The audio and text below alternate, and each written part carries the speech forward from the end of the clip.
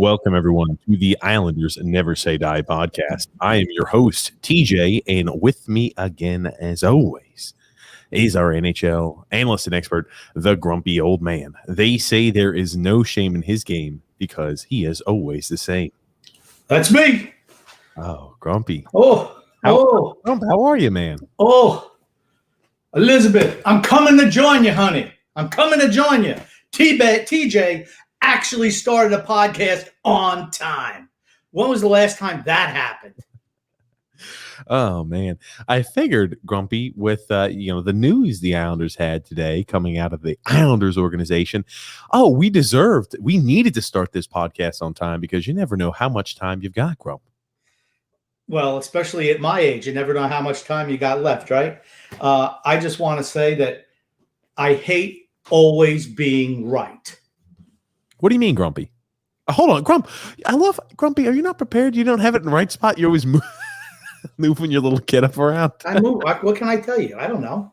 Oh, goodness. I make adjustments on the fly. I'm able to, I'm not like you, rigid. It's got to be one thing, got to be this, got to be that. I'm able to improvise, ad lib, work on the fly, overcome, adapt. Oh, there it is. Grump, now what do you mean by you hate to be right all the time? Okay, what did the Islanders do this offseason to make themselves better? Okay. Yes, Grumpy. We're not going to jump because remember, Grump, we have to go ahead and remind the people what type of show this is, where they're going to be. I thought you were just going to give me a quick one answer. But don't worry, because you want to go long and deep thought. I will first say, remember, we have this podcast every single Wednesday, 8 p.m. Eastern Standard Time, and every single Saturday, 8 p.m. Eastern Standard Time. We go live at that time period. So to make sure you don't miss out on any of the action, make sure you subscribe on YouTube, like on Facebook, and follow on Twitter. We also have a general sports podcast where we talk everything controversial in sports and the sporting world. Oh man, that it gets fiery for certain on that podcast. We do that podcast every single Thursday, 9 p.m. Eastern Standard Time, and every single Sunday, 8 p.m. Eastern Standard Time. That link is in the description below. Make sure you subscribe to that channel as well, Grumpy. Yes, we do need support for that podcast as well. So, Grumpy, now you said you hate being right all the time because I'll let you get into your long-winded startup. At the beginning of the offseason, you asked me the question, and what was the question I asked you? Thanks. Are the Islanders going to make some moves to improve the team in the offseason? And what was my answer? The answer was no. Why? Because we never do. And what improvements have we made this offseason? Let's see. We lost our top line right wing. Lost our number 2 defenseman, signed a 37-year-old third liner, and signed a 44 and not aging like Tom Brady, 44, a 44-year-old defenseman who, let's be honest, I'm going to be generous. There are some positives, but he does not replace Nicoletti. That's being generous. I think that's being generous.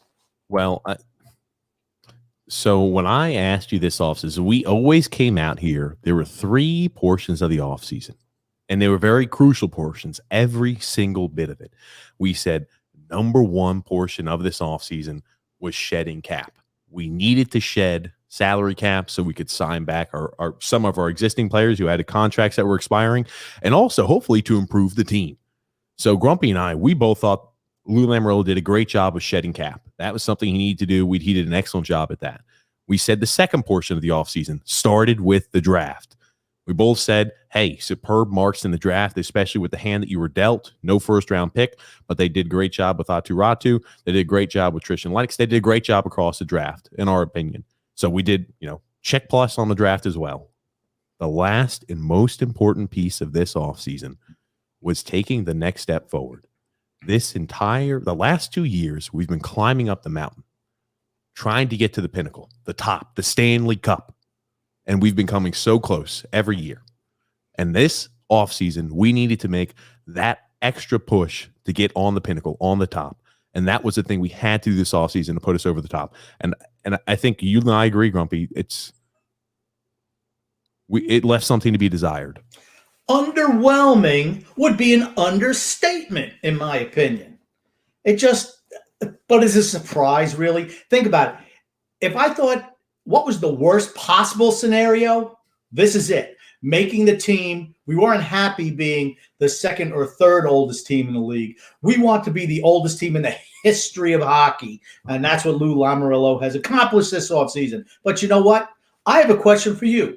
Who is more to blame? Is it Lou Lamoriello or that armadillo behind the bench, Barry Trotz? Oh, that's a tough one, right? I'll answer it for you. I don't know. Here's the thing. Okay. I give you an opportunity to talk. Stop. I'm going to talk. I'm just not going to say I'm going to talk. I'm going to give an answer to it. And you're just not going to give. Do you just want to go ahead and spur it along a little bit, Grump? Here's the thing. When I ask you a question, you better have an answer. Get your rage out, Grumpy. I know that's what you're looking to do. Go ahead. It's Barry Trotz. Why? Because Lou Lamoriello works with his coaches. I firmly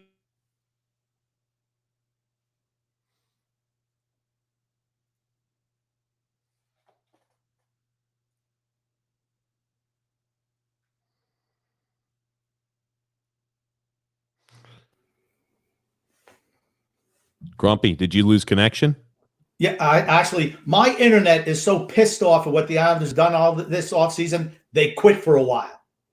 It said, I'm going to go out. Good. So I don't even know where the hell you start off. You were going to get into a rage, and then you just completely froze. Typical. But go ahead, Grump. I'll let you get to it. Okay. I'm just saying that for me, who was more to blame for what we did this offseason? I'm blaming Barry Trotz. Why am I not blaming Lou Lamoriello? Because I think that Lou actually talks with his coach and finds out, what do you need? How do you want to approach this next season? I believe he works hand in hand with the coach. And then you got to look at, well, what makes you think that, maybe just this is the way Lou wants to build the team? No, because he didn't do that in Toronto and he didn't do that in Jersey. But here, it's like, who are the oldest guys we can find who can still walk? And can we put them in the back of our defense? Can we put them on the third line? That's what I firmly believe. He's like, who do you want, Barry? We can get Tarasenko, or we can get, a finished, washed-up Zach Parise. And for defense, well, we got a whole bunch of these young guys. Now, what a shitty jump. What the hell is that comparison? You can get Parise, or you can go ahead and get Tarasenko.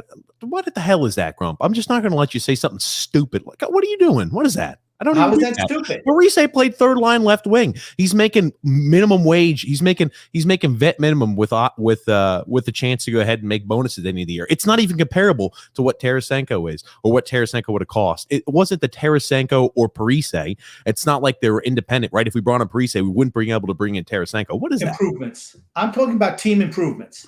What does the team need to do to improve? What's the number one thing this team needed to do to improve? Number one, Number one, number two, and number three, what were they? You see how we're jumping all over the place, Grumpy? You're jumping all over the place right now, man. You're killing me, Grump. I'm just saying what we need to do to improve the team. What they needed to do to improve the team. I always thought they needed to bring in a real bona fide sniper, preferably a top six winger who's got the ability to elevate his game to be on the top line. I've always thought that. I thought that we needed that along Matt Barzal. Okay, and since I need to do a roadmap for you, since you can't figure it out, what did we do to improve the offense? Okay, Grump, I don't need a roadmap. You like to break these things down into segments, and you just like, that's just a child, Grump. That's what I do. That's what I do. Here's the thing. I don't fit into your little cookie cutter mold, all right? I'm not Johnny Corporate like you are, all right? That's what you are. Fit everything in the TJ box. No. I blow up the box, okay? What did we do to improve our offense in the offseason? What did we do? We've got Zach Parise. That's what we did. Zach Parise. Okay. Yes, we did. If you wanted me to answer, hold on. If you're going to ask me the question, I'll answer it for you. I don't need you to answer your questions, Grump. Yes, we improved the third line left wing position. Okay. So we did nothing to improve the offense. Nothing. Nothing. Hold on. Grump, are you having temporary amnesia? We did improve the offense a little bit. The third line left wing position was improved. It might not be a significant or marketable increase to where it's going to really put us over the top. That is still improvement. Not the improvement enough that we were looking for. It still is an improvement, though. Who scored more goals per game last year? Kiefer Bellows or Zach Parise? I couldn't even tell you. Do you know? It was Kiefer Bellows. Are you just? Is that one of those things? Is that one of those things you're just saying, but you don't actually have the numbers to? Goals per game. Goals per game. Okay, I'm just saying. Is that one of those things you're just throwing out there because you just no improvement? Zero improvement for the offense. I just asked you a question. Nothing. No improvement. None. Just asked you a question. I just try to make it real simple for you. No improvement. None. Hey, oh my gosh, Grumpy old man. Who pissed in your Cheerios? I know we signed Chara, but Jesus Christ, Grumpy. Okay. I don't care that we signed Chara. I think that actually has some benefits. But it's just, that's it. Our moves are over for the offseason. Just like I said, it was going to be nothing. And bringing in a 44-year-old who can't skate anymore, he can't, is not the solution to losing Nick Leddy. Just isn't. To let you know, that is for certain that Kiefer Bellows did have 3 goals in 14 games. Zach Parise 7 goals in 45 games. So who scored more goals per game? Who scored more goals per game? I just said that, but why the hell are you opining on this? Why are we stuck? Because you said that we improved the offense, and I said we didn't. Did we improve? I said, hold on. Here's the thing: Barry Trotz is never going to play Kiefer Bellows. Well, so here's the thing, right? He's never going to play him, so just take him out of the equation. That I don't agree with that, but he's never going to play him. Well, I don't know how the hell we've gotten off onto this. I don't know how the hell we've gotten off of this. Because I asked you a question. Why are we not talking about Zdeno Chara? Why the? I asked you a very, very simple question. An aneurysm. I asked you a very simple question. Who's more to blame, Lou Lamoriello or Barry Trotz for our offseason? I think it's Barry Trotz. I mean, the fact that he won't even consider playing a Kiefer Bellows, who had a more productive last year per game than Zach Parise did, who's more productive per game than Zach Parise. That's a downgrade. Bellows also had no assist, and he wasn't more productive. They're essentially the same. Bellows has the ability to improve, but here's the thing: Parise could have an upgrade. He could have a bounce back, but at 37 years old, right? Because 37-year-olds have bounce back seasons all the time. Okay, 37-year-olds that get put on a line with a guy like Jean-Gabriel Pageau in the center, and he gets put on a power play, has a chance to put up more points than a guy who played fringe top 6 minutes and got demoted to bottom 6 and didn't play any power play time last year. Yes. That's coach. That's the coach. When the kid was given a chance, when they had to play him, he produced. He just doesn't want to play him. He just doesn't want to play the young guys. Just like, hey, Zdeno Chara, guess what? We're bringing you in. Erik Gustafsson, we're bringing you in. You see how you're doing this? Grump, you see how you're doing this, right?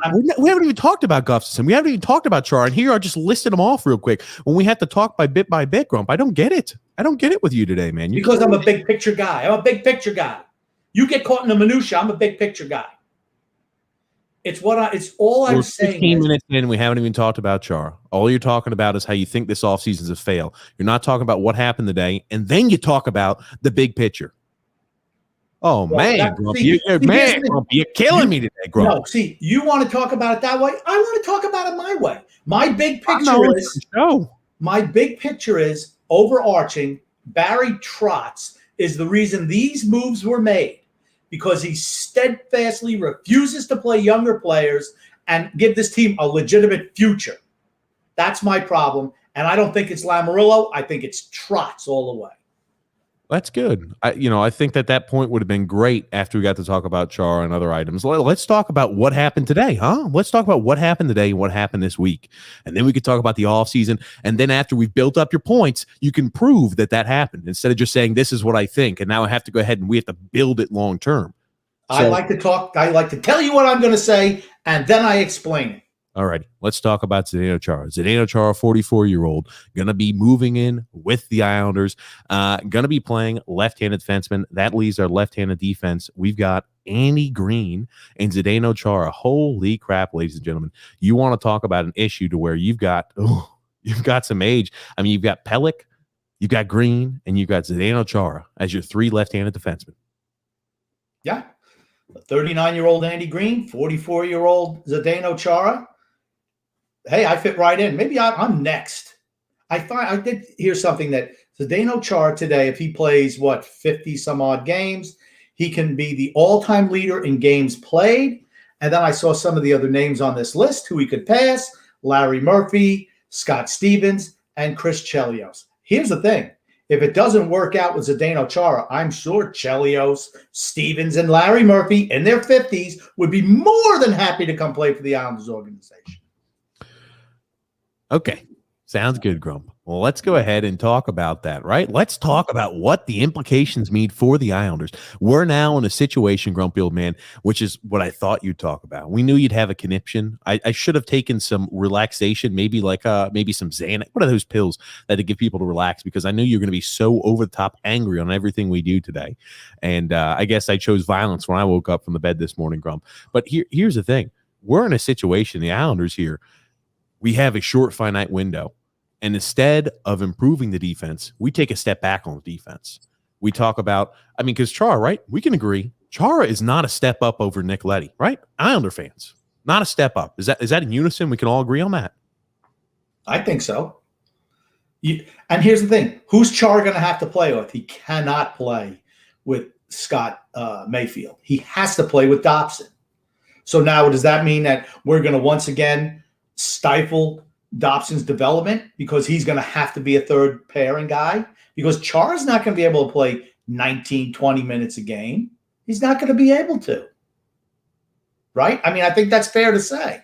So the thing is, I think you're right. I think there's no way you can put Chara with Scott Mayfield. Mayfield's not a fleet-of-foot player, and neither is Chara. Chara, skating-wise, looks like he's got cinder blocks attached to his ankles.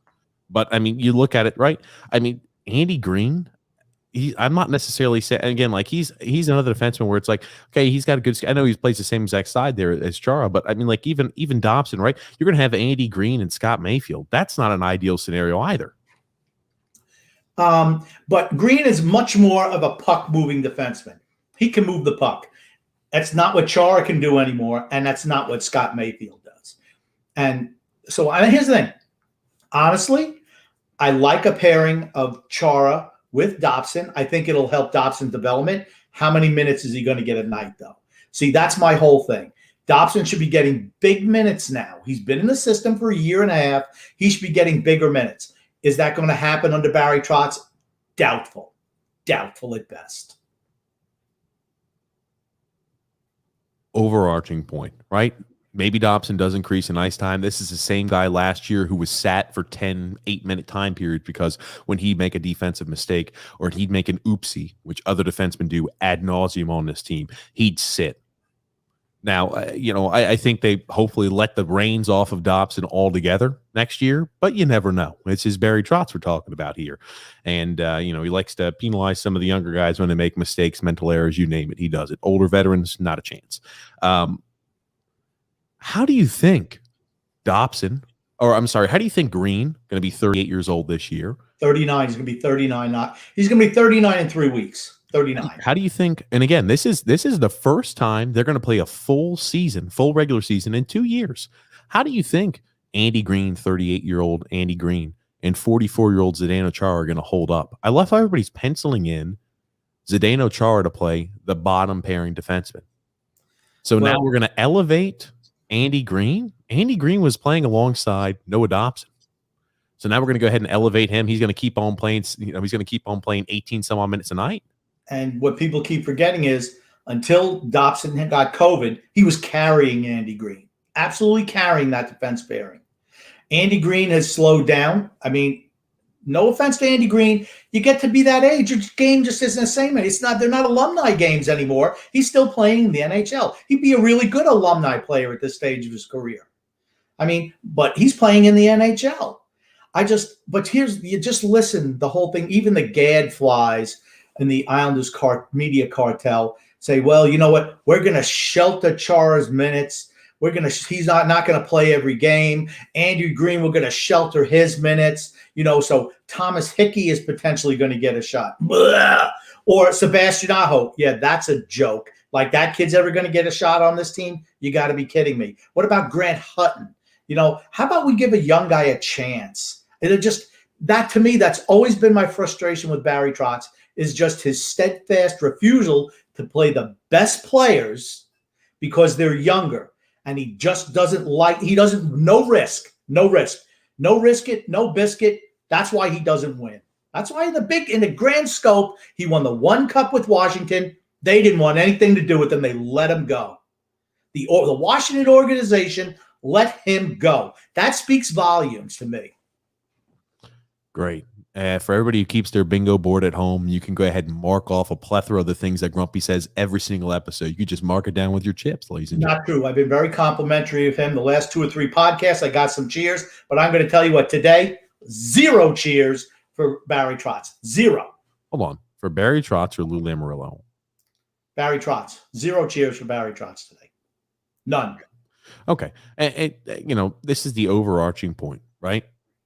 And again, now that we've talked about Chara, Grump, I want to talk about they brought in Erik Gustafsson on a PTO. And now this happened earlier on this week. This happened, I believe it was Thursday or Friday. This happened before the Chara signing occurred. And to see all of the Islanders fans and everybody who's on these group pages, everybody all completely happy, overjoyed. Erik Gustafsson, the man who's been playing for 4 different organizations in the last 2 years, he on his PTO is going to stake his claim. He's going to fit in well in the Barry Trotz system. He is going to elevate his game, and he is going to play top 4 minutes. It was comical, Grumpy, listening to these people say, well, let's go ahead and wait until we see how he fits and gels in with Barry Trotz's system because, Barry Trotz just has a way to elevate all defensemen's games, so I think we're going to see him improve. A guy who's been on 4 different teams in the last 2 years is on a PTO contract. We're expecting him not only to make the team, but also to be a main contributor on the team. That, if you're wondering, where you lie on, am I, a realist? Am I just a blind fan? Am I somewhere, in the middle where I can look at, constructive ideas and say, maybe I'm right, maybe I'm wrong. If you're thinking that a guy who was coming in on a PTO, Erik Gustafsson, was going to win top 4 minutes, you're berserk. People were doing that before Chara was signed. And it's funny, right? Now that Chara signed, Gustafsson, completely out of the picture now. So of those 3 groupings, what do you put yourself in? Let me see if I can guess. You're the guy. I put myself in the middle, Grump. Yeah, of course you do. The guy who's able to see the realism, but he's skeptical. You're a clown too. You're just like the rest of them, honestly. Okay. Right. Okay. All right. You're just you like to ride the fence. You don't want to take a position. That's really good. Here's the thing. Well, I could tell you about Gustafsson, right? Beforehand, I was telling people that this is Lucas Spiza 2.0. People are saying, well, he skates better than Spiza. He does this different than Spiza. I said, overarching, it's not apples or oranges. This is 1A to 1B with Spiza and Gustafsson. This is a guy who might play a game or 2 here or there, but don't expect any real production out of him. I would not feel comfortable saying, hey, Gustafsson, we need you to play top 4 minutes. We need you to play a consistent role in the Islanders. He was only playing with Montreal. He was a 3rd pairing guy last year, and he played maybe 10 shifts a game as an even strength because he can't do it. And here's the thing. A lot of people say, well, Gustafsson can shoot the puck. He can do the power play. You know what he can't do? He can't play defense. That's why he's bouncing around, because he doesn't play any defense. Do you think that's going to fly with Barry Trotz? It might, because he's closing on 30 years old. So maybe he gets a whole lot of rope. Okay? But I'm just going to say, if anyone's expecting anything out of Gustafsson, you're crazy. You're crazy. Because I'll tell you what, as soon as he gives up a goal because he's skating up ice and it's a 3-on-1 the other way, you're going to be saying, oh, geez, I realize what Chicago saw and Montreal and I realized what Chicago and Calgary and Philadelphia and Montreal, all 4 of those teams saw in the last 2 years to determine we didn't want to extend you or offer you any type of contract to be here because you're not part of the solution. So, here's the thing. I thought it was, hey, is a PTO signing? Awesome. Like, I have no problem with it as a PTO signing. None at all. I think it's actually a good PTO signing. But the problem I have is when fans start trying to say, holy crap, this is the greatest. Man, oh man, Grumpy, could you believe this? We just got Bobby Orr on a PTO signing. Here's the thing. Erik Gustafsson could not even play defense for the Philadelphia Flyers, and they don't play defense. He couldn't hack it there. That's all you need to say. You think he's going to play defense for this team and this coach and this style of play? Sorry, y'all are dreaming. Yeah, this is a guy where maybe, again, like you roll the dice on him, no problem at all. Maybe he shocks, he impresses, he can maybe win, a healthy scratch spot. Maybe he can get a start here or there. But they talk about load management here. Yeah, there's going to have to be some sort of significant load management for the left-handed defenseman spot and role, because I do not feel confident entering this season saying, hey, Zdeno Chara, we're going to ask you to play 70+. We're going to ask you to play 70+ games this year. And hey, Andy Green, I need you to play 70+ games this year. And then I need you to play in the postseason too at a high level. The problem that I have with the load management is not if it's just for your third pairing, I can live with that. But you're talking about your second and third pairing left shot defenseman, right? So for me, you're doing load management the whole year. And I mean, is Thomas Hickey the answer? No. I mean, so it's not like you're going to go out and get anybody else now. It's just not going to happen. These were the moves. The offseason is over. This is your team. And here's the thing. When training camp starts, I can tell you right now what every line combination is going to be, what every defense pairing is going to be opening night. Young guys, go to Bridgeport, do whatever it is you got to do, skate around in circles. It doesn't matter what you're going to do. You could score 50 goals in a preseason. You're not playing on our team. Yeah, and here's something I always love. Andrew Groves saying, if this is the Islanders' opening night lineup, not too shabby at all, right? Yeah. They throw. Okay, I'll also say something. How lost are Gross and Staple thinking that Oliver Wahlstrom is going to play on the first line? I like Oliver Wahlstrom, but let's have a real heart-to-heart here, ladies and gentlemen. I would be shocked. I'd roll over in my grave if Oliver Wahlstrom starts the year on the first line. Reason being, this is the same exact kid who was the healthy scratch when he became deemed healthy enough to play in the playoffs against Tampa Bay. He was the healthy scratch to Travis Zajac. This is the same kid who gets benched, who plays minimum ice time. I mean, the guy, what did he play? Averaging like 11 or 12 minutes of ice time. Now we're expecting him to be playing 16, 17+ minutes on the first line. Is that realistically what Arthur Staple and Andrew Gross are expecting? A 5+ minute jump in ice time every night. Would you not say that his performance warranted to play more ice time, though? Yes. I do. I do say that. I do say that. But I'm just saying, with the coach we have, do they not watch what goes on the ice? Because the issue we have, I wouldn't mind him being on the first line. The coach would never play that guy on the first line. He'd never play Oliver Wahlstrom on the first line next year, unless there's injuries or maybe towards the end of the year. This guy's going to be penciled out starting on a third line. I mean, Oliver Wahlstrom played 12 minutes and 23 seconds a night. Do you think he's going to take the jump to playing 16, 17 minutes a night, ladies and gentlemen? I'd say no. I would try it.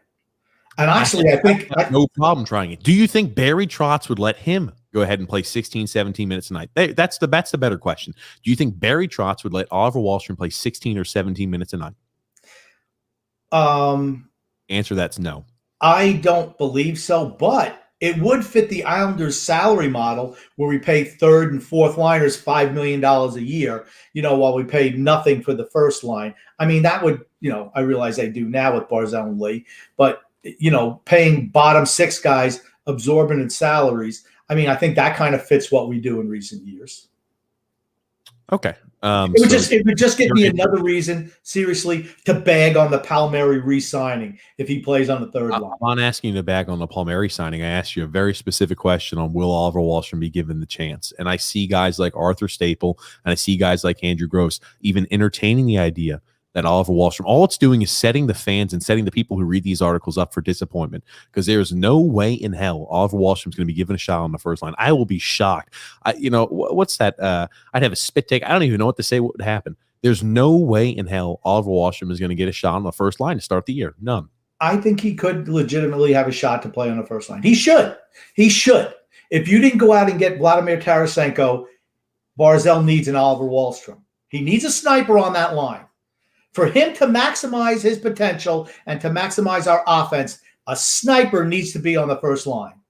I'm going to stick with the camp of Barry Trotz got excited and happy when he saw the limited production. What was it? 3 goals in less than 2 minutes of ice time, even though, albeit it was on a power play, that Palmieri and Matt Barzal had as a tandem.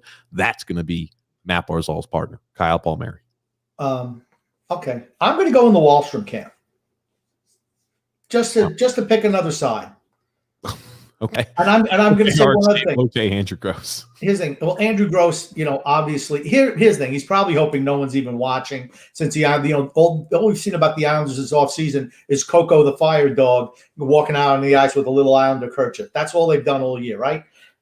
If he even put any thought at all into defense pairings, he would realize that Chara and Mayfield cannot play together, and they absolutely would not be the third pairing. Mayfield is going to be on your second pairing. Can we talk about that too? If you have Chara and Mayfield, who the hell is going to be able to headman and exit the zone and lead an offensive drive? Is there any defenseman out of Chara and Mayfield that says, "Oh, okay, this is a guy who can help go ahead and spring offensive. He could go ahead and spring offensive odd man breaks. They go ahead and lead the puck into the zone." Is there any defenseman on that line? The answer to that question is no. They're going to split that up. They ideally you want to have one stay at home, one guy who could provide a little bit of offensive pop. And with Chara and Mayfield, you have neither of those on that line. I'm not even going to say provide offensive pop. I'm going to say someone who's capable of carrying the puck out of the zone if need be. Neither one of them. That's okay. Chara can't do that anymore. People, anyone who thinks that this is the Zdeno Chara of 5, 6, 7, 10, 15 years ago is mistaken. He's done. If you've watched any of his games, he's finished. He's a walk-around defenseman now. He's a pylon out there. And here's the thing. I still think there's benefit to having him on this team. I think that Noah Dobson is going to learn a tremendous amount paired with Zdeno Chara. I really do. I just think him being an all-time defenseman, what he did for Charlie McAvoy in Boston, and to improve his overall game, I think you could see the same thing with Dobson. I really do. So I'm not necessarily poo-pooing that Chara's here. It's the fact that Lou and Barry think that this is the recipe for us to potentially take that next step in the Stanley Cup chase. I just don't think it is. I do agree. Chara does bring a few items I like to the team. You're not going to have to worry about this team getting bullied in front of the net ever. Right? You add Chara, you don't have to worry about that. Noah Dobson will learn a lot from Zdeno Chara. And this wouldn't be a huge issue if you're signing Chara and saying you're going to play third line minutes, and we had somebody besides Andy Green as a second left-handed defenseman. Again, there's no way we're going to be able to keep Leddy at all, but having a guy of that ilk, a guy who's a tweener or could play as a top 4 defenseman would be, optimal. We've got 2 bottom 6 defensemen playing the second and the third left-handed defenseman spots. I mean, like Andy Green and Zdeno Chara are both bottom 6 defensemen. That's okay. Top 6 defensemen. So they're third pairing defensemen. That's fine, because Barry Trotz, he knows what he's doing. Everyone gets better when they play for Barry Trotz. Everyone. Zach Parise, he's going to be a 30-goal scorer again. We don't care that he's tailed off the last 3 years. We don't care. Zdeno Chara, it's going to be circa 2010, 2011, because he's able to breathe life into these players where they're finished. They're going to come here. They're going to be so much better playing the Barry Trotz system. That's what you're hearing now. I'm just going to say when the legs don't work anymore, it just doesn't happen. I'm sorry. Yeah. So again, it's a rough signing. I think if you're looking at the offseason as a whole, here we go, Grumpy. This is where it is right now. We've talked about the 2 signings. We've talked about everything that the Islanders have done this offseason. Now, great time to talk about what we think of the offseason and the additions as a whole. Again, we talked about it beforehand. Items that have happened in the past, we've essentially replaced Jordan Eberle with Palmieri, whatever on the first line. It's interchangeable. Maybe Palmieri's a little better. Maybe he's a little worse. It's not a significant upgrade. It doesn't move the needle so much into the right direction. You think have an upgrade in Parise over Del Cole, Leo Komarov, Zajac, whoever the hell they threw out there on the third line left wing last year. And we have a significant downgrade between Nick Leddy and Zdeno Chara. Okay, I like to lead with the headline. Maybe you don't. I like to lead with the headline. I don't want to have Zdeno Chara signed with the Islanders. That's the headline for today, Grumpy. My headline. It's the name of the podcast too. Zdeno Chara signing with the Islanders. Okay, is that I don't know. You don't tell me the name of the podcast. I had no idea. Crazy thing is, it says it right up at top. It doesn't say anything for me. Chara. It says nothing for me. I have the little box that I looked at, and that's it. If you look in the top left-hand portion of your screen, Grumpy, you'll see right next to that duck that says StreamYard, the Islanders signs Zdeno Chara. You'll be able to see it. It's right there. You keep shaking your head, but it's there. You'll see it. It's not there. It's invisible. Just like you can't find a link in the description below, right? Now, I don't see that either. There's nothing there either. I'm sorry. Go ahead. I don't even know what I was talking about. We were talking about the offseason, right? We broke it down. Yeah. But here's the thing. Did I expect this offseason to be like this? Yes. Because we never make a move in the offseason because we don't have enough first-round draft picks to trade away. People want those at the trade deadline. So when we give up another 1, 2, 3, 4 first-round draft picks for who knows, maybe Joe Thornton will come available. He's somebody that we need to fill in. Maybe he's worth a first and a second. I don't know. For me, there's so many eggs in this basket that has not been good enough to win a Stanley Cup the last 2 previous years, and there's been no improvement in the team at all. We're the same level we are. You realize we haven't won anything since Barry Trotz's tenure. We have not won a division title. We've not won a conference title.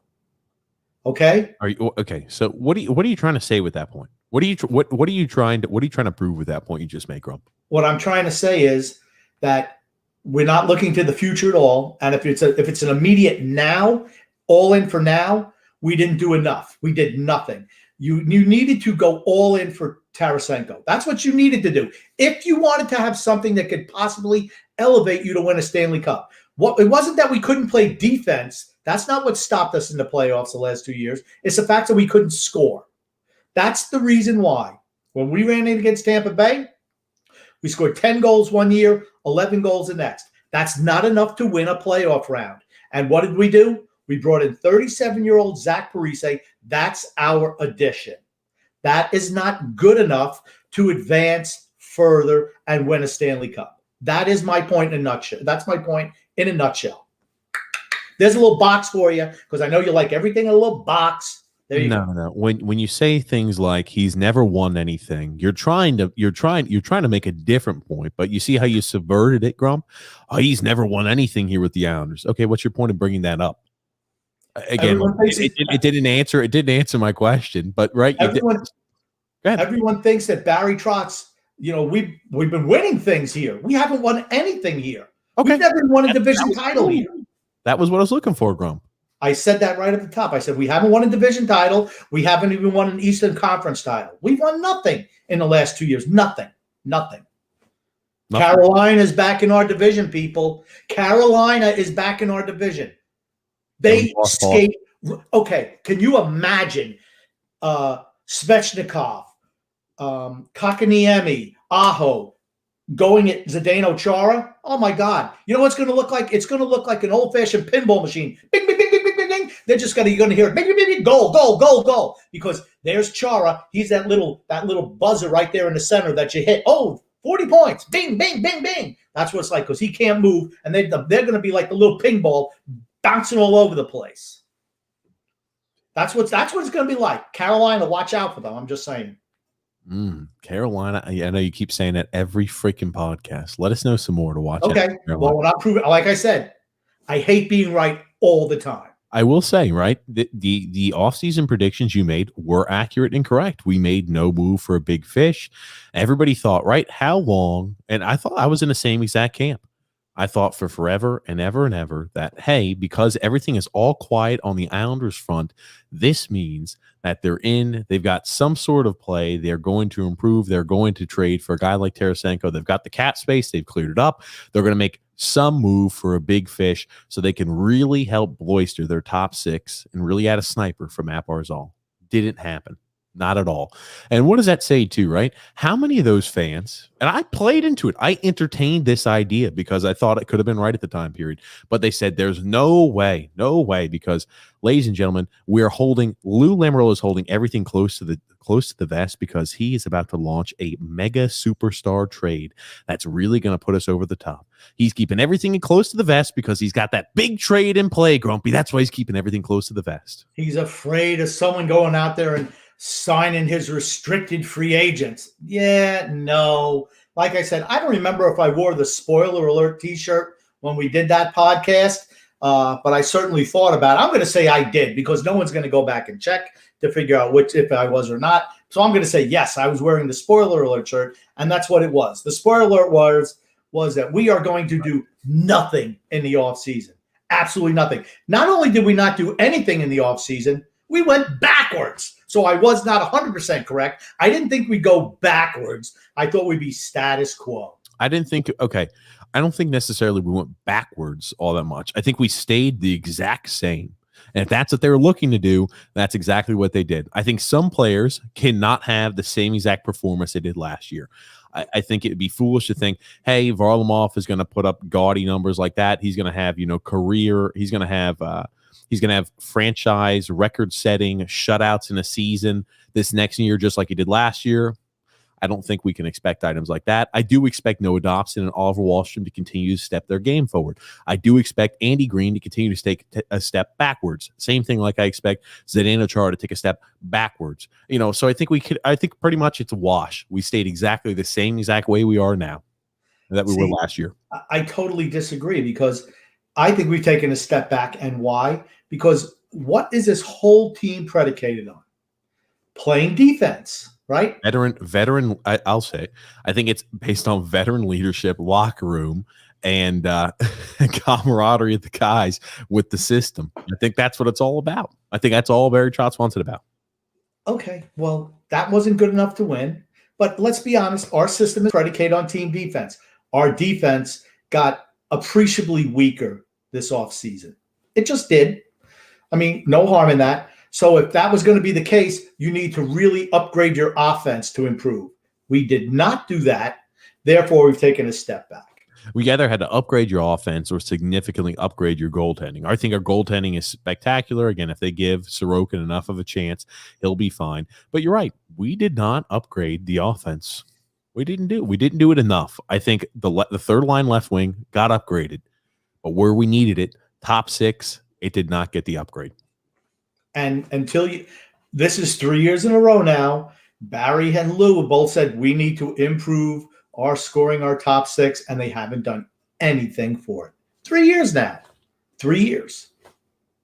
And that's right out of their mouths, out of their after the season press conference 3 years ago. When you say stuff like that, it's so patently false. It's true. It's exactly what they said. Hold on. Is Zach Parise not an improvement over? No.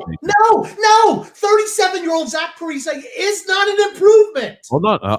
No. Don't leave off the last part. Is Zach Parise not an improvement over Leo Komarov and Travis Zajac? It's a yes or no question. Do you think Zach Parise is worse than Leo Komarov and Travis Zajac? You realize... Hold on. Do you think they're worse? Yes or no? You realize that... Palmieri was playing on the third line. That's who we replaced. Not on the left wing. Not on the left wing.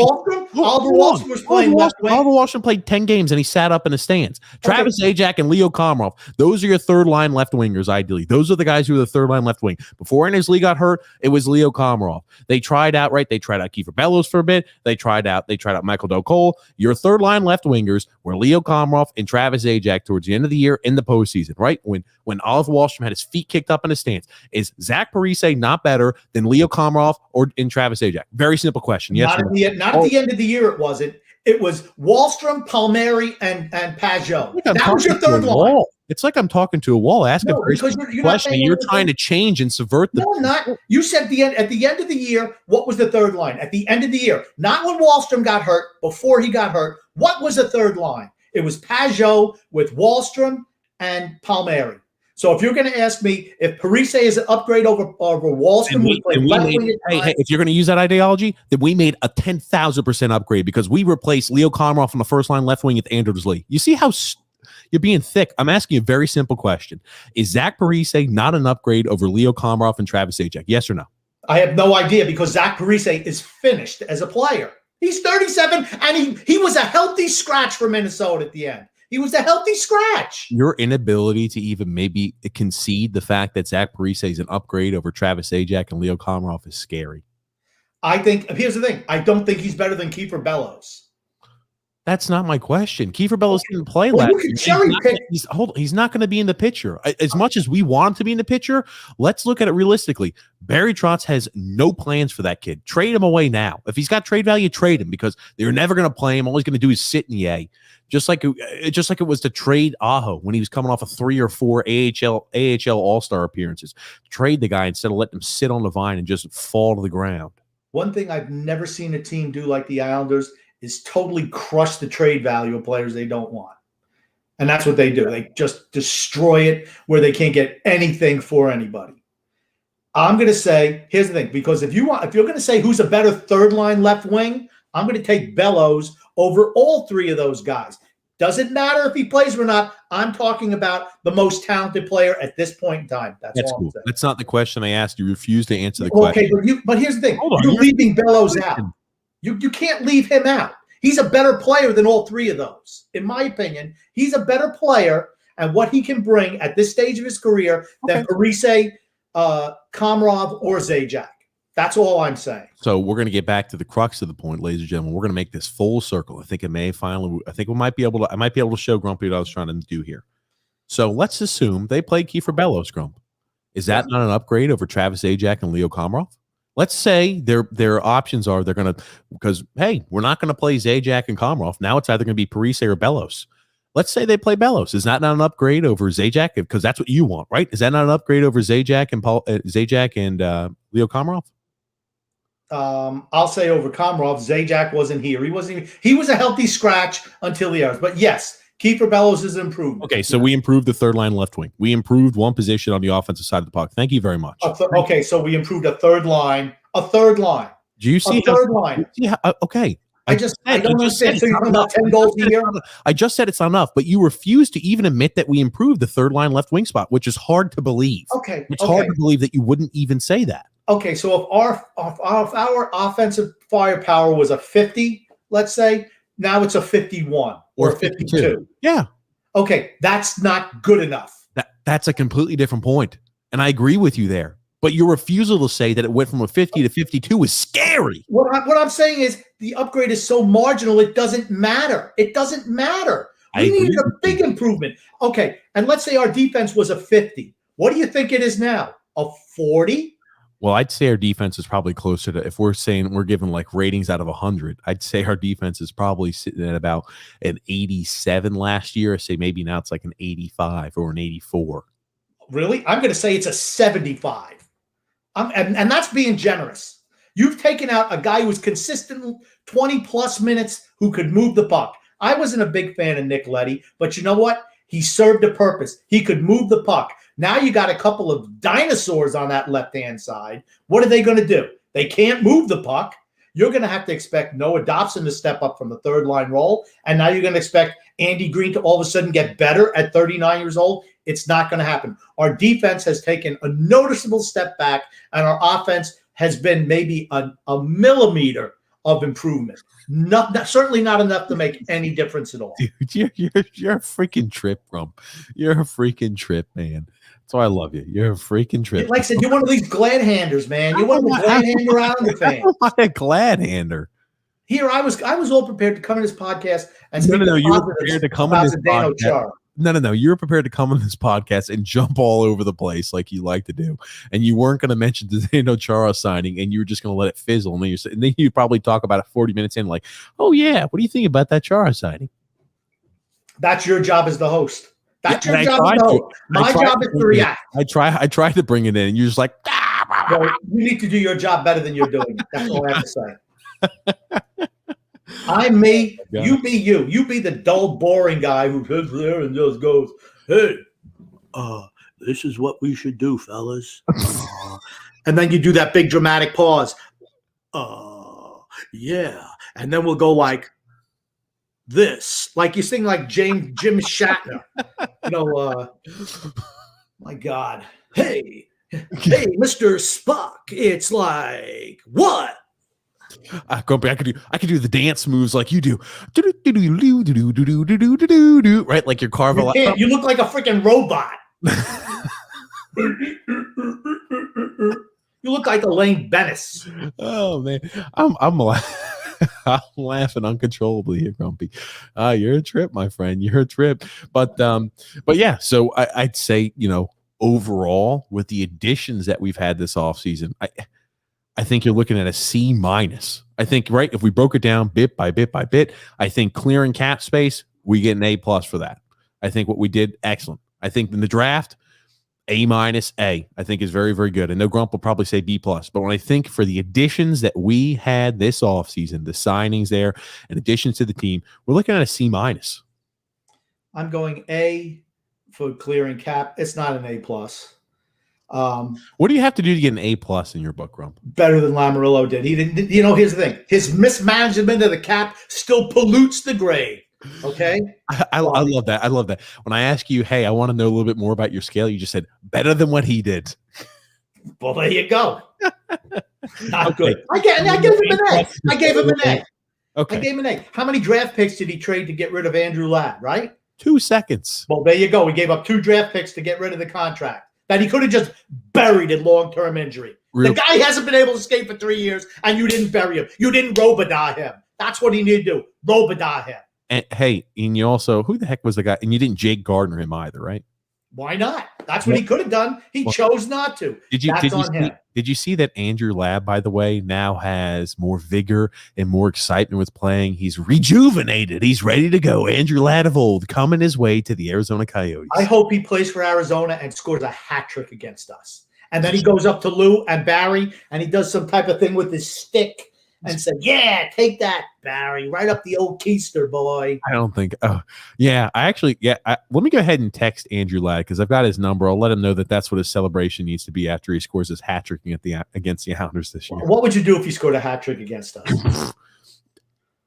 I'd probably die. I might have a heart attack. If Andrew Ladd scored a hat trick at this stage of his career against the Islanders, I think the fact that if he was even on the ice, that's pretty slim to none. The fact that he would be scoring a goal, let alone 3 against the Islanders, you'd see Islanders Twitter implode. It might go on fire. Nobody be able to say anything for 10 days. He did say one thing that I really found really interesting. He said that the last couple of years, he felt like he never had a chance to play for the Islanders, that they never gave him a chance. And to me, and he's a vet, right? That's what I feel like a lot of the young guys feel too. We don't have a shot to make this team. We're never going to get a chance. And that saps competitive drive, Kiefer Bellows, all the young guys. You never have a shot to play for the team. And this way, when you go out there, you try a little bit too hard. If you ever get even a little bit of ice time, you try too hard, you make a mistake, back to the bench, back to banishment. I mean, and that's frustrating for a player. You're a player. I mean, I know you played, but I mean, for guys who didn't, I could find that being extremely frustrating. And I thought that was kind of insightful from Andrew Ladd. And you wonder how that pervades the whole organization, honestly. I think you hit that right on the nose, right? When you have somebody who's discouraged, who knows that no matter what they can do, that slots are filled, I have no chance at all. I want you to guys to do something. I want all the listeners to the live stream and all the listeners to the podcast. I want you to take yourselves out of your shoes of the fan and pretend like you're at your job where you work. And let's say there's a whole bunch of people that are working, and no matter what you do, doesn't matter how hard you work, that you are going to be in the same exact position and you're going to be passed up for these promotions, passed up, for the big promotion that you wanted. Kiefer Bellows, Sebastian Aho, Otto Koivula, Simon Holmstrom, Samuel Bolducks, whatever you want to call it. You could just name every single player, every single young player that's aspiring to get into the NHL roster. You know for a fact, unless one of those coworkers croak over and die or decide to leave the company, that you have no chance at all of cracking this promotion in this new position you want. It's discouraging. It makes you pissed off. Some people are like, well, okay, I just don't really care, or they'll like to go somewhere else, or they're unhappy. I could definitely see for young players how that is disheartening. It certainly is. And I thought that what Andrew Ladd said is a feeling that a lot of young players might feel the same exact way. They would never speak up about it. You're never going to see it in the news, but I'm telling you, from the psyche of an ex-player, I could definitely see that being an issue. Now, I know I say profound things often, but someone should really clip that little thing that I just said before TJ's long, drawn out, just repeat of what I just said, which he's really good at, because he wants to make it like he came up with the idea. And if he goes through and clips it, it's going to be him being like a super genius. Going to forget that I gave him that. But it was like the 55-minute mark that I was profound and genius-like today. Thank you, TJ. You act like we don't talk about some of these points before the podcast. We didn't talk about this at all. Bullshit. What are you talking about? We actually didn't talk about that. I brought this up on prior podcasts, Grump. Come on. What? You're dreaming. Once again, you're dreaming. I'm dreaming. Oh, goodness gracious. But so getting back to the grades, you gave an A. You gave an A for the offloading of Cap. For the draft, I'll give you a grade for the draft. My grade for the draft was like a B+. Okay. And then my grade for adding players is an F. The funny thing is, you told me it was going to be like a D or a D-. Okay, what's the difference? Now what's the difference? He gets on the show. He gets on the show. Grumpy old man, big bad grumpy on the show. He says, I'm going to downgrade that from a D or D-. What I told you earlier, TJ. It's going to be an F, just like F-, kind of Palmieri. F. Okay. Is a D acceptable? Is a D acceptable? It makes your little dainty little sentimentality. Does that make you feel better? Was I a little bit too tough on the grading system for you, TJ? You little Gen Xer or a Millennial Xer or whatever the heck they call you. I don't even think it's a Gen X. I think it's a Gen Z. Is what I think we just call you a goof. Is what I think we'll call you. So I'm just going to say no, not good enough by any stretch of the imagination. Not good enough. Oh, goodness. F-. I'm going to give him the Palmieri. You know, it's funny. You ever seen the movie? Give me one order of the Palmieri. The F-. Do you remember the movie The Cutting Edge? I've never seen The Cutting Edge, no. D.B. Sweeney played a former hockey player who winds up turning pairs figure skating with some snooty girl, and they worked on a move called the Pomchenko. That was their coach. It was something where they throw them. So from now on, when they do something really bad, it's going to be the Palmieri grade, which is like an F-. Everyone knows he's an F-. So the Palmieri. I'm giving the Palmieri for the additions this offseason. F-. Give him the Palmieri. You got Palmieri'd. Oh, goodness gracious, Crump. So I guess I'm going to be more in the middle of the road. I think that we did improve. We did. It's a shock. Okay. We did improve our left wing, third line left wing spot. I got you to admit it. We did, whether you want to or not. The first line right wing, whatever. I think it's a moot point. Increase, decrease. You could argue that till you're blue in the face. I really don't think it's a huge arguing point. But it's not a huge point for me. It's not a huge point I'm going to argue on. But second line left-handed defenseman definitely took a step back. I could say our fourth line is worse because they're older. They're all older now. They're not getting better. They're getting worse. Second line, worse. First line, worse. Average Anders Lee is back. Worse. You'd rather have Leo. Hey, get Leo Komarov's mother and father on the phone. He improves their defense. Now, I did hear today some people are throwing this up against the wall. Arthur Staple and others are parroting him. That perhaps to start the season, Oliver Wahlstrom will be in the minors. No. No freaking way. No freaking way. To Hold on. maximize. Where was he saying this, Grump? I've got to pull up these tweets. I've got to pull up this thought process because I cannot believe someone would say something like that. To maximize Johnny Boychuk's long-term injury money. They said because you can send him down, he still does not have waivers. So if they keep everybody else up, they get the maximum value because at the beginning of the year, if you don't have that max value, you can't use it later in the year. Okay, that makes sense. And then right before the first game, they'd go ahead and bring him up. Okay, that makes sense. I think it would be perfect, absolutely perfect, if Wahlstrom plays in the minors this year because he needs to grow more, and we get Zajac and Komarov to play on that first line. They've shown they can do it before. Ah, is that what it is? Okay, well, that makes sense. Now there's a little method to the madness is why he thinks. What are you drinking there, Grump? Doesn't look like your purple drink. It's a Core Power protein shake. A core power protein. Hey, speaking of something like that, Grump, because today we are going to get into the comments and we've got ads. We're going to get into the comments and we're going to go ahead and have call in. We're going to go ahead and open up the phone lines. But first, Grump, we do have an ad to read here, Grumpy. Support for this week's episode is brought to you by DraftKings. Week 1 may be over, but the season's just getting started at DraftKings Sportsbook, an official sports betting partner of the NFL. To kick off Week 2, DraftKings is giving new customers $200 in free bets instantly when they bet $1 on any football game. Listen up because you don't want to miss this. Head to DraftKings Sportsbook app now and place a bet of $1 on any Week 2 game and receive $200 in free bets instantly. If DraftKings is not yet available in your state, DraftKings still has huge cash prizes up for grabs all season long with their daily fantasy contests. DraftKings is giving all new customers a free shot at millions of dollars in total prizes with their first deposit. Download the DraftKings Sportsbook app now and use the promo code THPN to receive $200 in free bets when you place a $1 bet on any football game. That's promo code THPN this week at DraftKings Sportsbook, an official sports betting partner of the NFL. You must be 21 years or older in New Jersey, Indiana, and Pennsylvania only.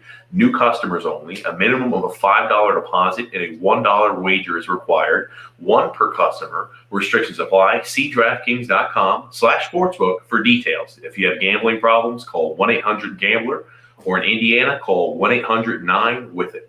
All righty, Grumpy. We're back. She's a gambler.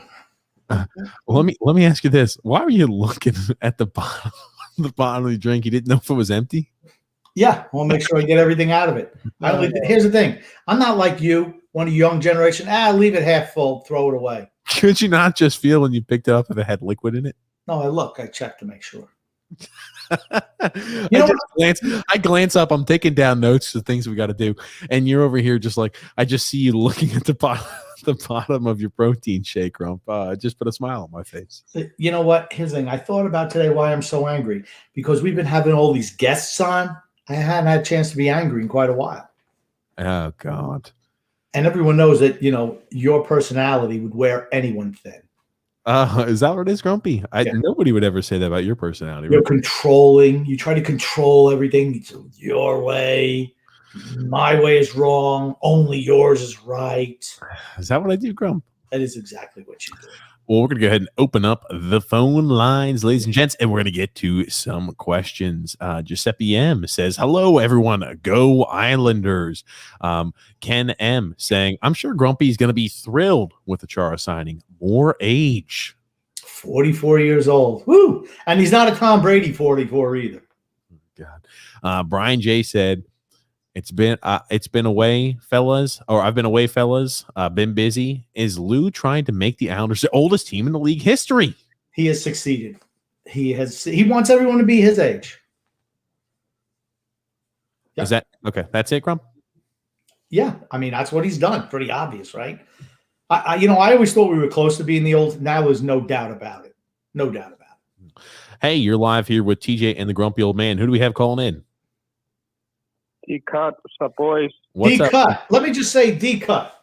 From Isles Misery Rated R, D-Cut. Always supportive of the Islanders Never Say Die podcast. Always. Not like some of these other fly-by-night groups. I'm not going to mention their names. I'm not giving them any cred. But Islanders, I'm sorry, D-Cut and his boys, Isles Misery Rated R, are without a doubt fantastic people. That they are, Grumpy. Crump, thanks, buddy. I'll never hear that from TJ, but Got that right. By now. You got to be a bootlicking weasel. You got to be one of these little slime balls who think the Islanders do nothing wrong. Then you'll get on TJ's radar. I'm always going to give you props, D-Cut. You know that. Oh, good. Yeah, I know that, Crump. Thanks, buddy. Couple of things, and I'll let you guys go. Glad the season's coming up. Glad you guys are still having shows. Appreciate it.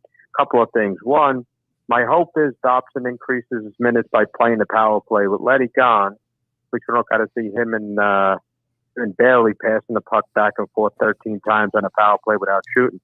But my hope is he plays first team power play minutes and gets his minutes up to about 20 minutes a game.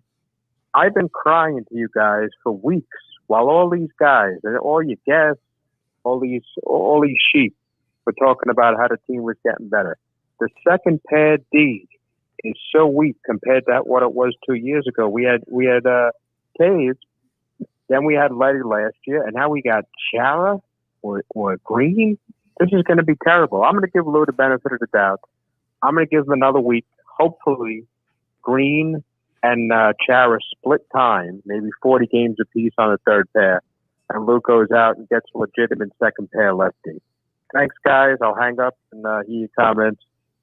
Thanks again. I just wanted to say that D-Cut knows exactly what to do with a call, without a doubt.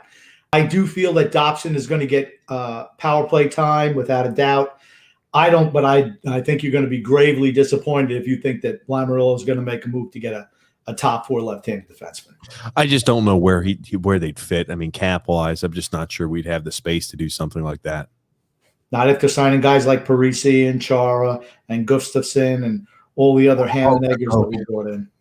Grump, we've gone over this. If they're signed to league vet minimums, even if they're on the roster, Grumpy, it's not going to take up more than what a league vet minimum, what $750K is. So it's not like it's absorbing more than you want. If you sign them to a $2 or $3 million deal, that would be the case. Again, we haven't seen any of the details of the Zach Parise signing. We haven't seen any of the details of the Zdeno Chara. I'd venture to say, Chara, you can almost put this, last time I said put this on Vegas about us making a move for Tarasenko was completely wrong. But I feel very confident saying that Chara is going to be on a league vet minimum. Your nickname should be Snake Eyes, because that's every prediction you make comes up Snake Eyes. No good. Snake bitten. Or snake bitten too. Well, fair enough. Snake eyes. Alexander's saying, "Hey guys, how's everything? About to go watch the Shang-Chi. About to go watch Shang-Chi. I'm very disappointed with the signing. Doesn't help us at all. Char can't skate. He's too old. Should have retired. And Lou, very disappointing offseason."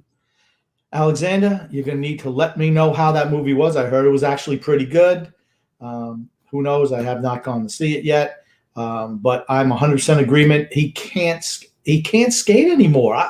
I mean, his skating is really taking a drastic drop in the last 3 years. That's what I'm saying. If you haven't watched Boston from 2-3 years ago, or haven't seen the Capitals really last year, his game has really dropped. And there's nothing wrong with that. The man's in his mid-40s. I don't know what you're expecting from him, Lou.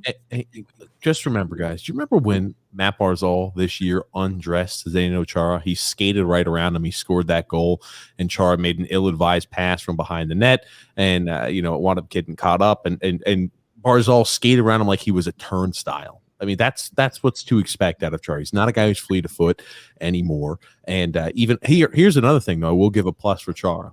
If we were only doing Chara, and let's say this idea that D-Cut's thrown out there, let's say somehow the Islanders were to bring in a bona fide top four defenseman, and Green and Chara are going to split time. I don't have an issue with that. I don't have an issue with that at all. That'd be awesome. No issue. And the thing is, Chara, I think, in the postseason, if he's healthy and if he's had some sort of load management, his style is more conducive to success in the postseason because they let a lot of the holding, clutching, and grabbing go, and a lot of the penalties that are ticky-tack they would call during the regular season, they do not call in the postseason. So Chara can kind of lean on players a little more, kind of wrap them up a little more, and he's going to have more leniency with that. You have to make the playoffs first, though. That is true. That's true. And I'm not saying that we're not going to make the playoffs, but I'm just I don't feel we're going to get another left-handed defenseman. I just don't. It looks like we're just kind of whatever's left in the bargain basement at the end of free agency, we're just going to plug them all in, see what fits. And I don't think that's for a Stanley Cup contender. That's not the way it should be done. No, you don't see too many Stanley Cup contenders doing that where it's like, hey, we're going to have to rely. Think about that. When's the last time you saw a Stanley Cup contender where the fan base was celebrating a PTO signing because they thought that person was going to fit in and play top 4 minutes, like people thought earlier on this week about Erik Gustafsson before we signed Chara? The Islanders, because when you don't make any improvements, anything seems like an improvement.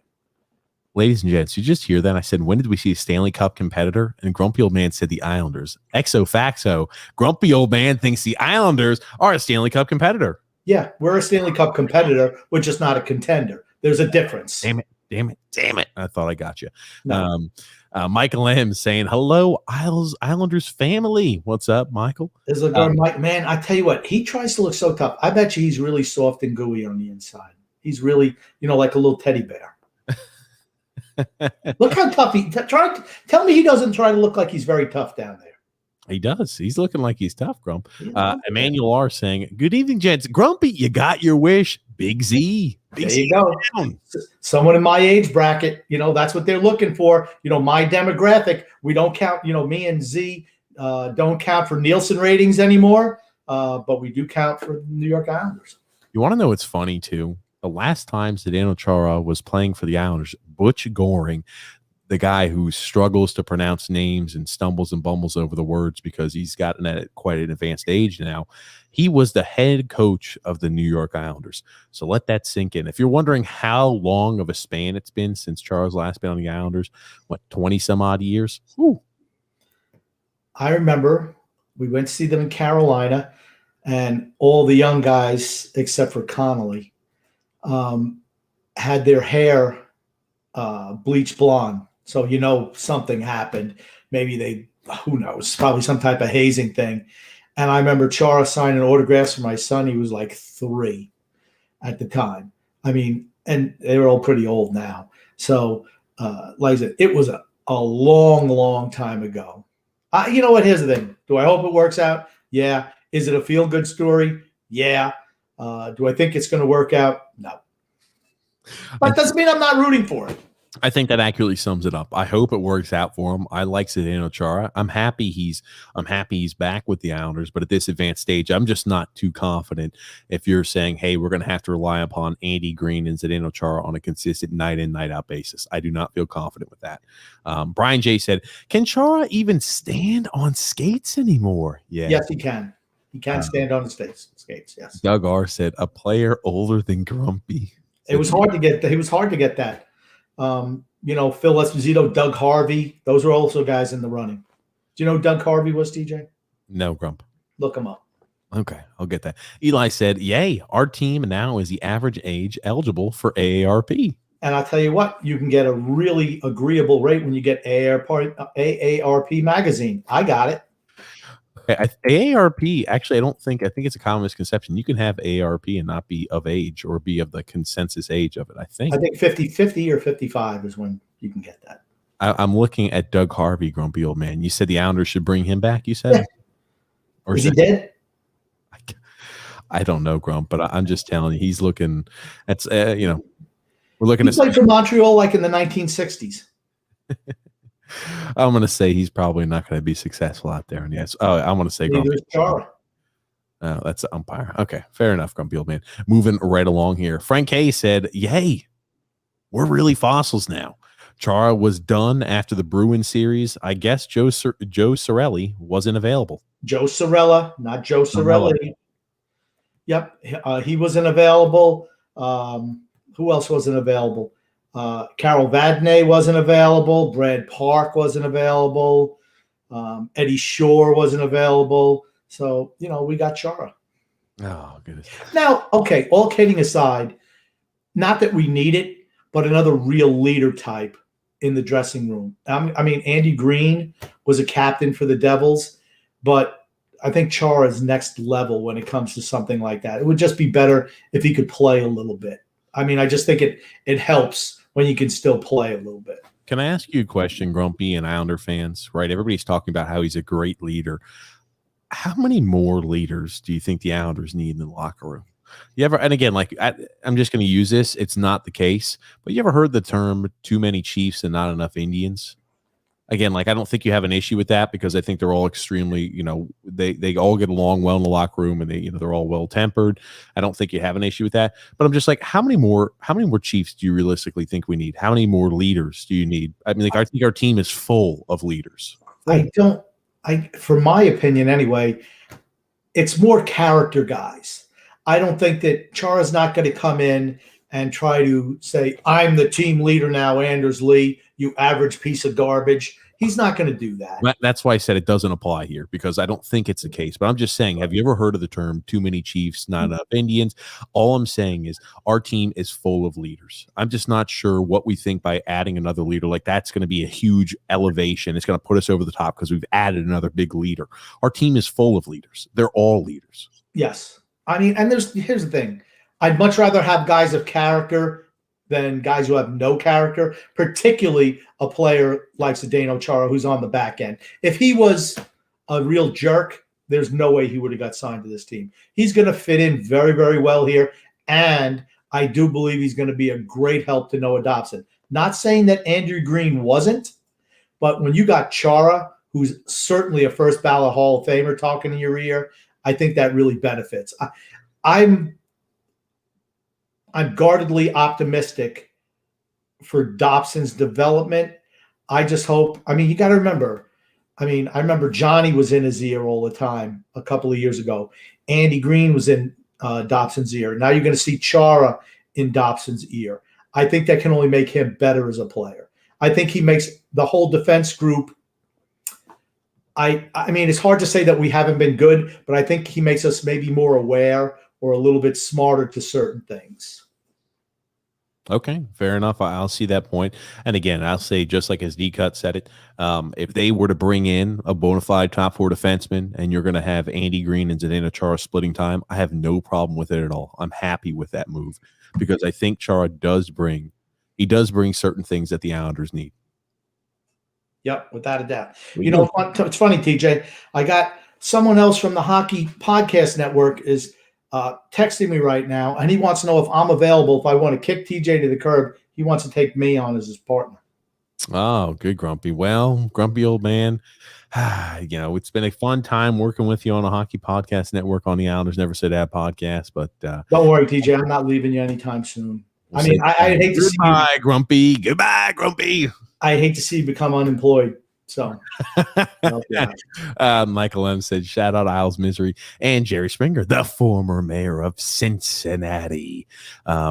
Mario saying, let me be the first to say this. I can't believe some Islander fans are calling the Chara signing a great move.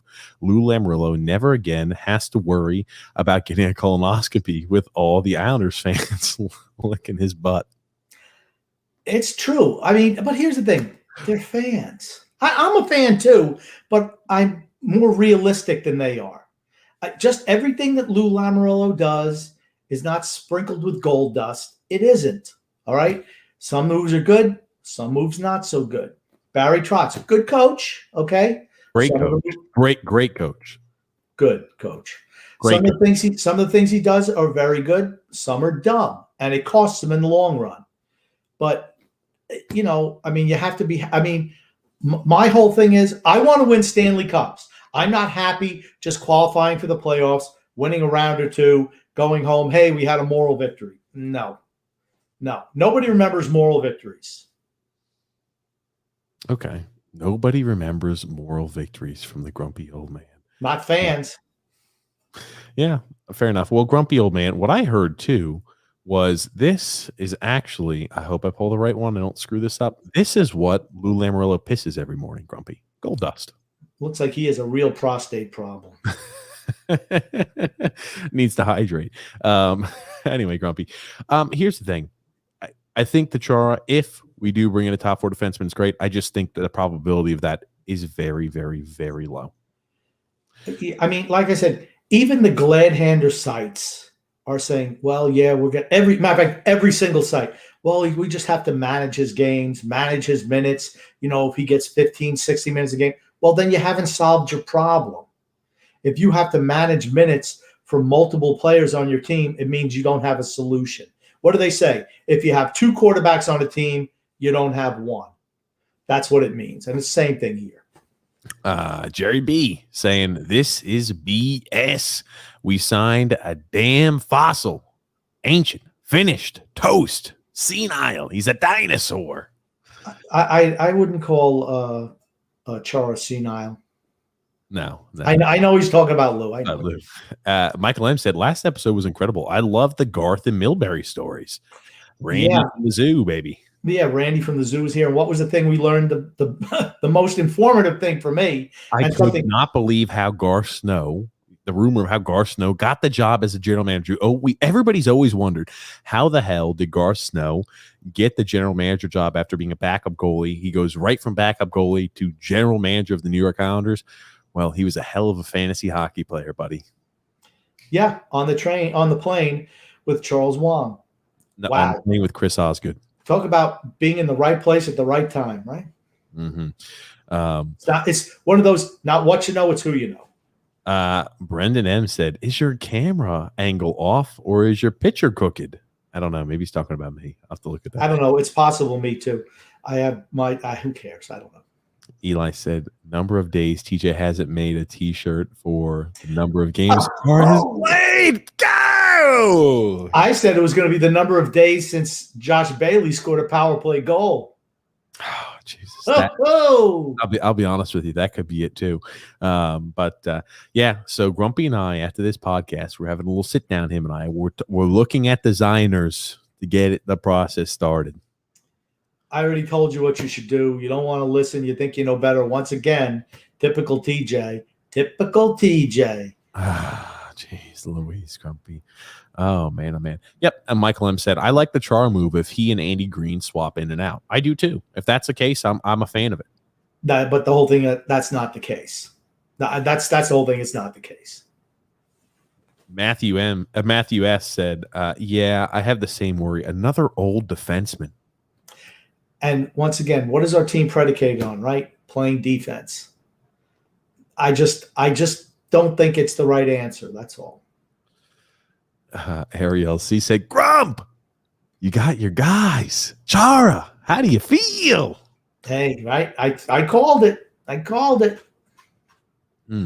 oh, man. Oh. The longer it went on, the greater the chance. No one wanted it. We lead the league in picking and signing guys that have no shot of playing in the league. Zach Parise, Zdeno Chara, finished. No interest from the rest of the league. Come on over to the Islanders old folks home. Serve oatmeal on Wednesday nights, and we get to watch Andy Griffith and Matt. What was the other show? And what do you call it? Frankfurt and Sons. It was Sanford and Sons. No, they don't let the old people watch that. They let them watch Andy Griffith and the Andy Griffith Show, and then he played somebody else. Gosh, as an old lawyer. Oh, Matlock, double feature at night. Bring them all in, and they all love it. Oh, we love every single old guy in the league who comes and plays for us. Say, we love it here. You know what? This is a great locker room for us. We fit right in. Yeah, because your career is over otherwise. It's the only locker room we'll have you. It just, Zajac, he's coming back too. And Leo's going to be back too. Don't you doubt it. He'll be back. Louise. Doug R said, they are better this year. See, it's tough. Here's the thing. I think we stayed status quo. I think this year, even if you're looking at it with optimistic sunglasses, I think you could say we stayed the same. I don't think we really took a step forward. Did you see Doug's picture there? What is it? It's a D, Grumpy. That's the Islanders off-season grade, D.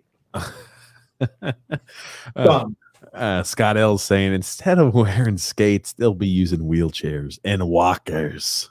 Yep, but we will take off the, like the little tennis balls up the back of the walker, so they go pretty fast. Bill B said he's not intended to replace Letty. See, like I don't get that. So, and this is again, maybe I'm not being creative enough, and I'll give it. Maybe I'm not creative enough with this.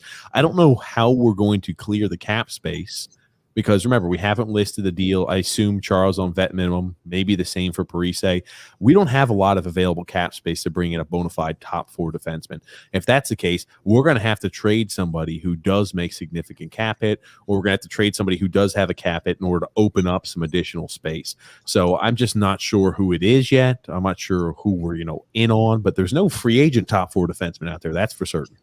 Well, you mentioned creativity. You are not creative. We know that from the amount of T-shirts that you've been able to conjure up. Look at that shit. My God. I'm just saying. But who is intended to replace Letty then? I just have to ask Bill that question. Who is the intended player to replace Letty? Then we don't have them on the roster. I just think at this late date, it is what it is. We don't have them on the roster, and training camp starts in 5 days. So, I guess we're going to have to be hearing something within the next week. Maybe, somebody who's rummaging through the garbage can might be telling, maybe he's got an idea, but I have no earthly idea who it is. Hey, maybe that guy from that other organization could let us know what he finds in the trash can. Oh, grumpy. Coach Tommy B. And then Frank K said, this is a counter to the Reeves move by the Rags. I'll tell you, with Char out there on the ice and Matt Martin, we don't have to feel, like we can worry about losing any fights. Oh, Matt Martin's not winning any fights. When was the last time Matt Martin won a fight? 1985? I mean, come on. It's been quite a while. Michael M. said, Chara had really good defensive analytics and a terrible defensive cap system. It's not as bad as people are making it to seem. Here's the thing, though. I guess I'm not optimistic. I would like it to be the case, but I'm not optimistic thinking that we're going to bring in a top 4 defenseman via trade. I'm not sure who it's going to be. My concern is, and what it's going to cost. He's not going to be able to play big minutes and every game. I just think he's going to wear out. And we've got to remember, 19 back-to-backs, 11 3-and-4s. I'm sorry, that's just not good for older players. It just isn't. For the oldest team in the league, that's not a good schedule. No, it's not. So I'm looking at what the projected cap hit is right now. It's right about at $86 million. So we have another $1 million of projected cap space that we can play around with, right? Because it's $81 million. The cap's $81 million, correct, Grumpy? I think it's 82. Okay.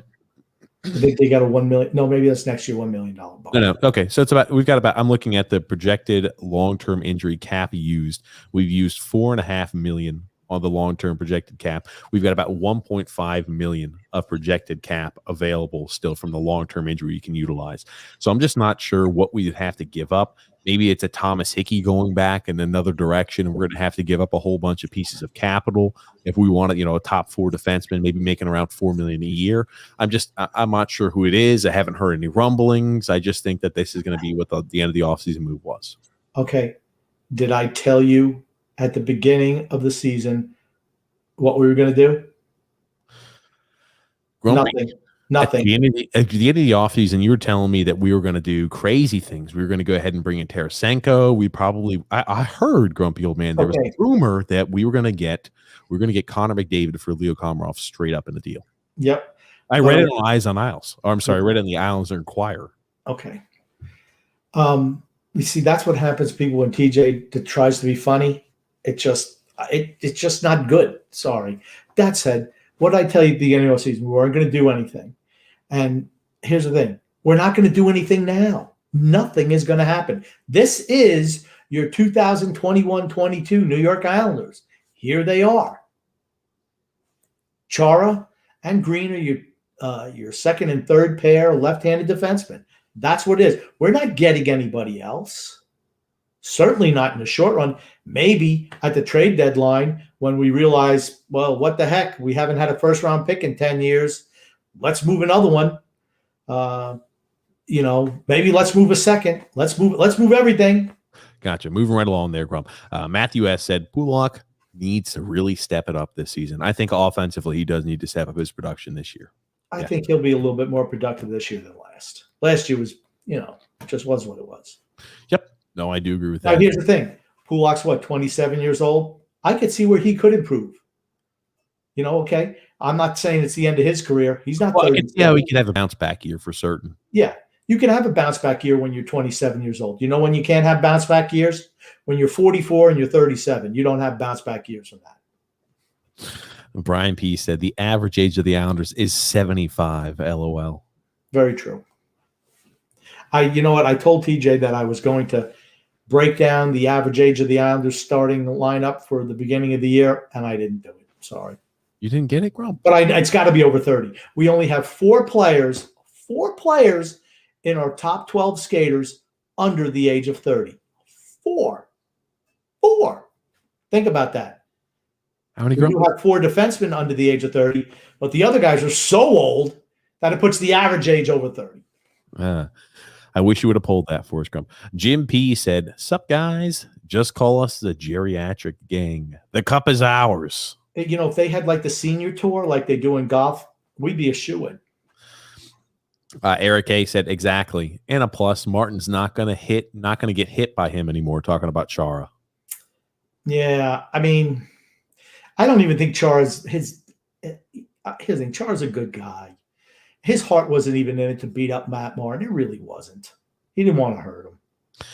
Michael M. said, defensive pairing is going to look like this. Pelech, Pulak on the second line. You're going to have Mayfield in a combination of either Gustafsson, Bolduc, Bodie Wild, or Sebastian Aho.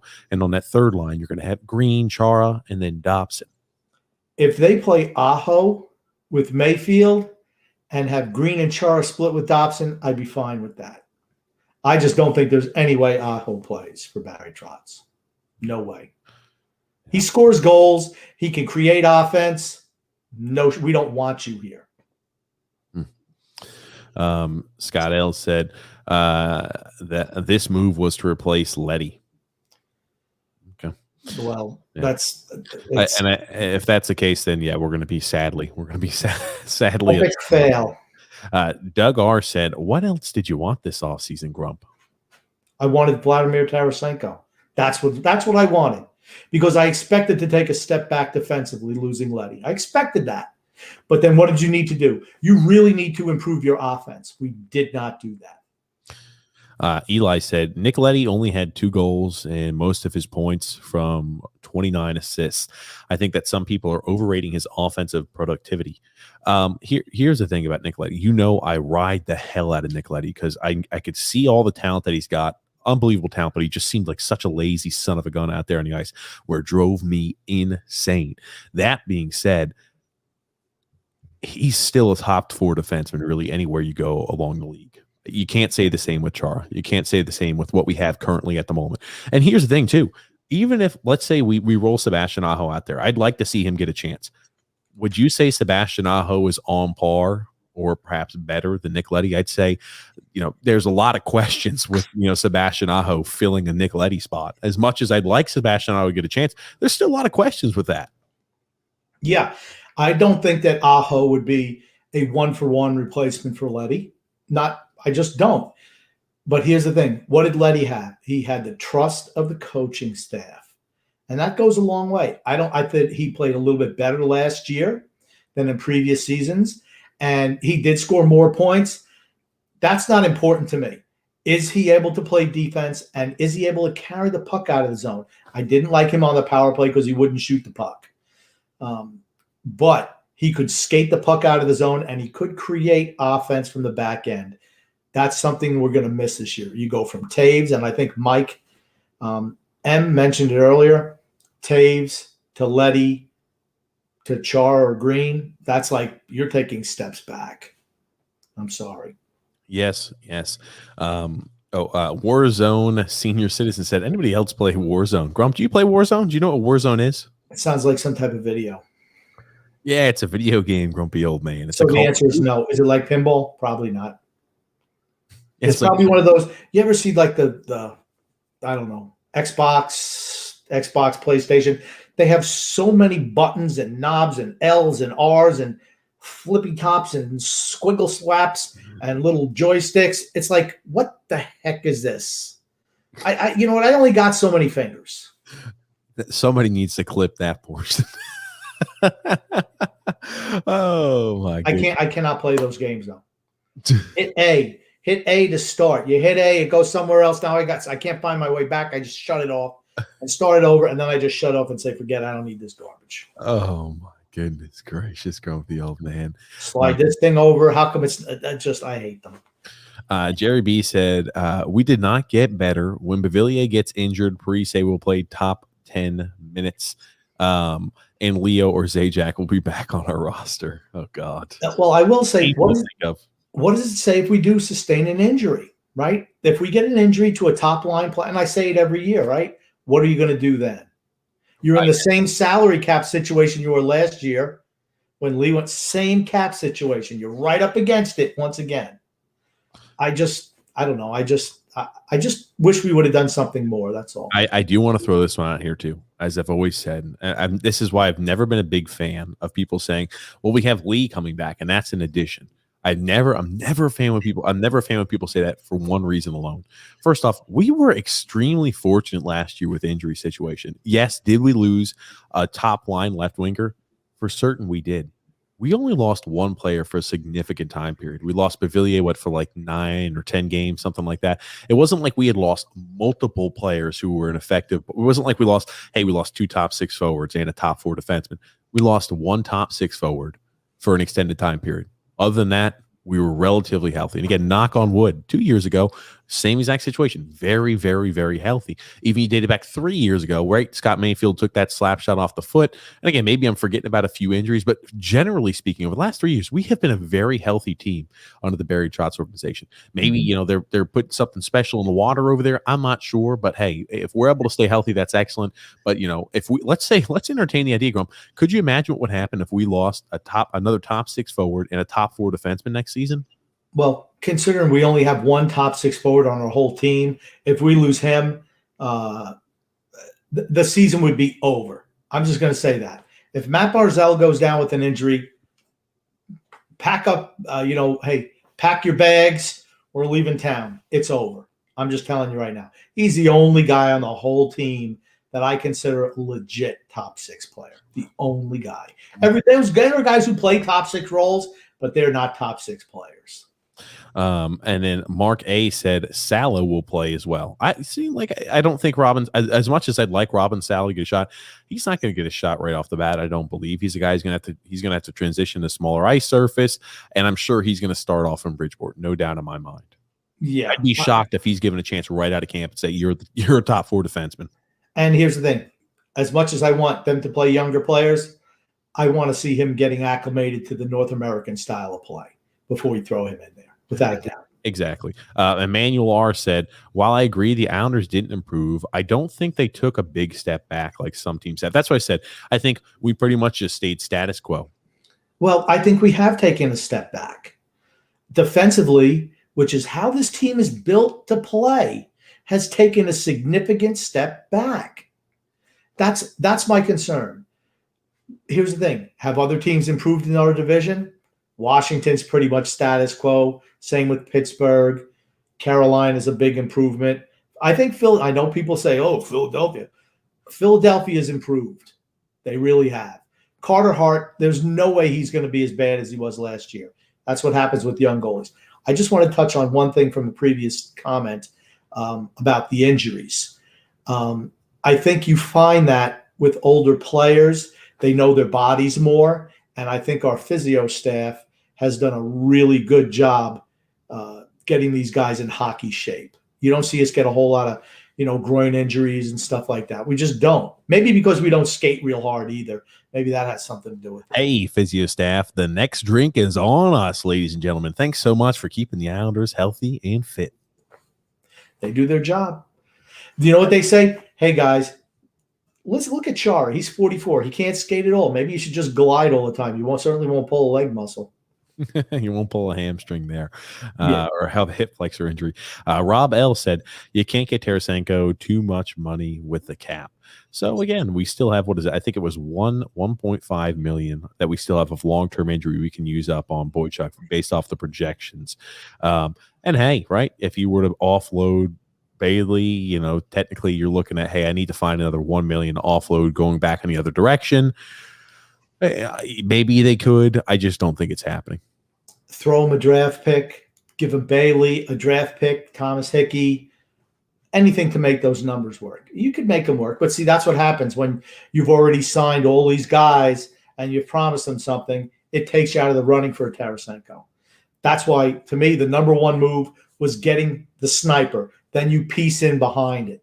That's what you do. You get your big fish first, the guy who improves your team, and then you backfill the bottom six. Not here, not with the Islanders. We load up on bottom six, and, well, you know what? We don't have to worry about that first line. You know, we're going to make it to the Eastern Conference Finals and get rolled by whoever comes out of the Southeast. No problem there. Rob Bell also trying to say Grump knows zilch. That's true. Zilch is my favorite thing. I do know zilch. Oh man. Michael M there saying also Trotz had to start Devon Toews when Hickey went down. That's the only reason he played. Only reason he played. And here's the thing. I remember it vividly. I remember like it was tomorrow or yesterday. Remember like it was today? It doesn't matter. He was the best Islander defenseman in that training camp. By far. Pulak was next. But he was by far the best player on the defensive core. And sorry, you're young. Hickey, you're playing because you're old. And that frustrates me. Was it? Do you think that's what the conversation was when he brought him in the office and say, hey, Devon, we're going to go ahead and send you down to Bridgeport. Reason being is because Thomas Hickey is old and you're young. You think it was that? You think it was that candid? No, this is what it was. Lou called him into the office and says, No, it'd be Barry. No, it'd be Lou. Okay. He would say, here's the thing, Devon. Yeah, you were the best defenseman in camp, without a doubt. Without a doubt. You know, we know you've had this shoulder injury. You're kind of over it, but we want to send you down there to work on it anyway. Oh, wait, I'm sorry. That was the script for Josh Hosang. You know, here's the thing. We know you were the best defenseman in camp, but, you know, Barry wants to play Thomas Hickey. Why? Because if he figures if we can turn a winner with the Islanders with Thomas Hickey as defenseman who has no talent, it just makes him look better. So that's why we're sending you down. Yeah, that joke didn't land for me. Grumpy. I know. What can I tell you? Grumpy. Frank he was trying to say that Barry just wants to soothe his own ego by playing the old guys. Oh, gotcha. It didn't hit, Grumpy.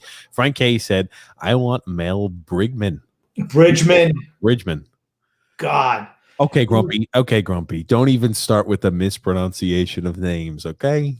I pronounce them correctly. You don't. Mel Bridgman used to play. I want to say he was a second or a third line center for the Philadelphia Flyers back in the day. I didn't like him at all. He was part of that punk squad. He wasn't particularly dirty, but, you know, guilt by association. I didn't like him, Bridgman. Mm-hmm. Chippy little piece of garbage. Warzone senior veteran also, Warzone senior citizen also says Lee Barzal Wallstrom. I wouldn't mind. Here's the thing. I'd like to have Wallstrom on the first line.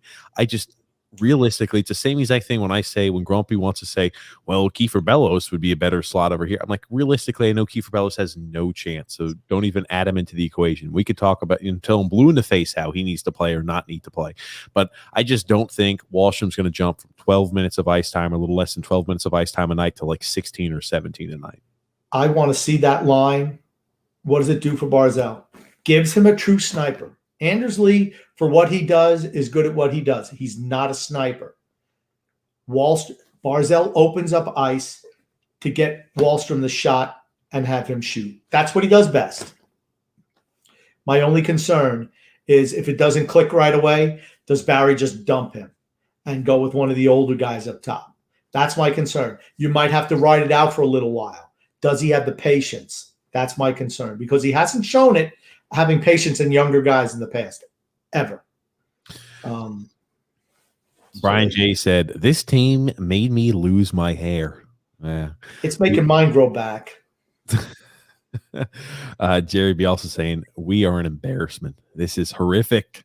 We're not an embarrassment. It is horrific. But we used to be an embarrassment. We're not an embarrassment. We're not an embarrassment anymore. And is this horrific? No. Is it optimal? No. That's my whole thing. We didn't do it. We did not go out and get better this offseason. If you want to win a Stanley Cup, your team has to get better, either by the further development of your younger players, and I'm just saying younger guys maturing and becoming as good as they can become. When you have an older team, they're not going to get better.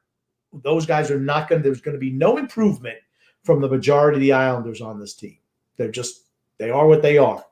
So you need to get some outside influence to make the team better, and we did not do that. And that's disappointing, honestly, for the last 2 years.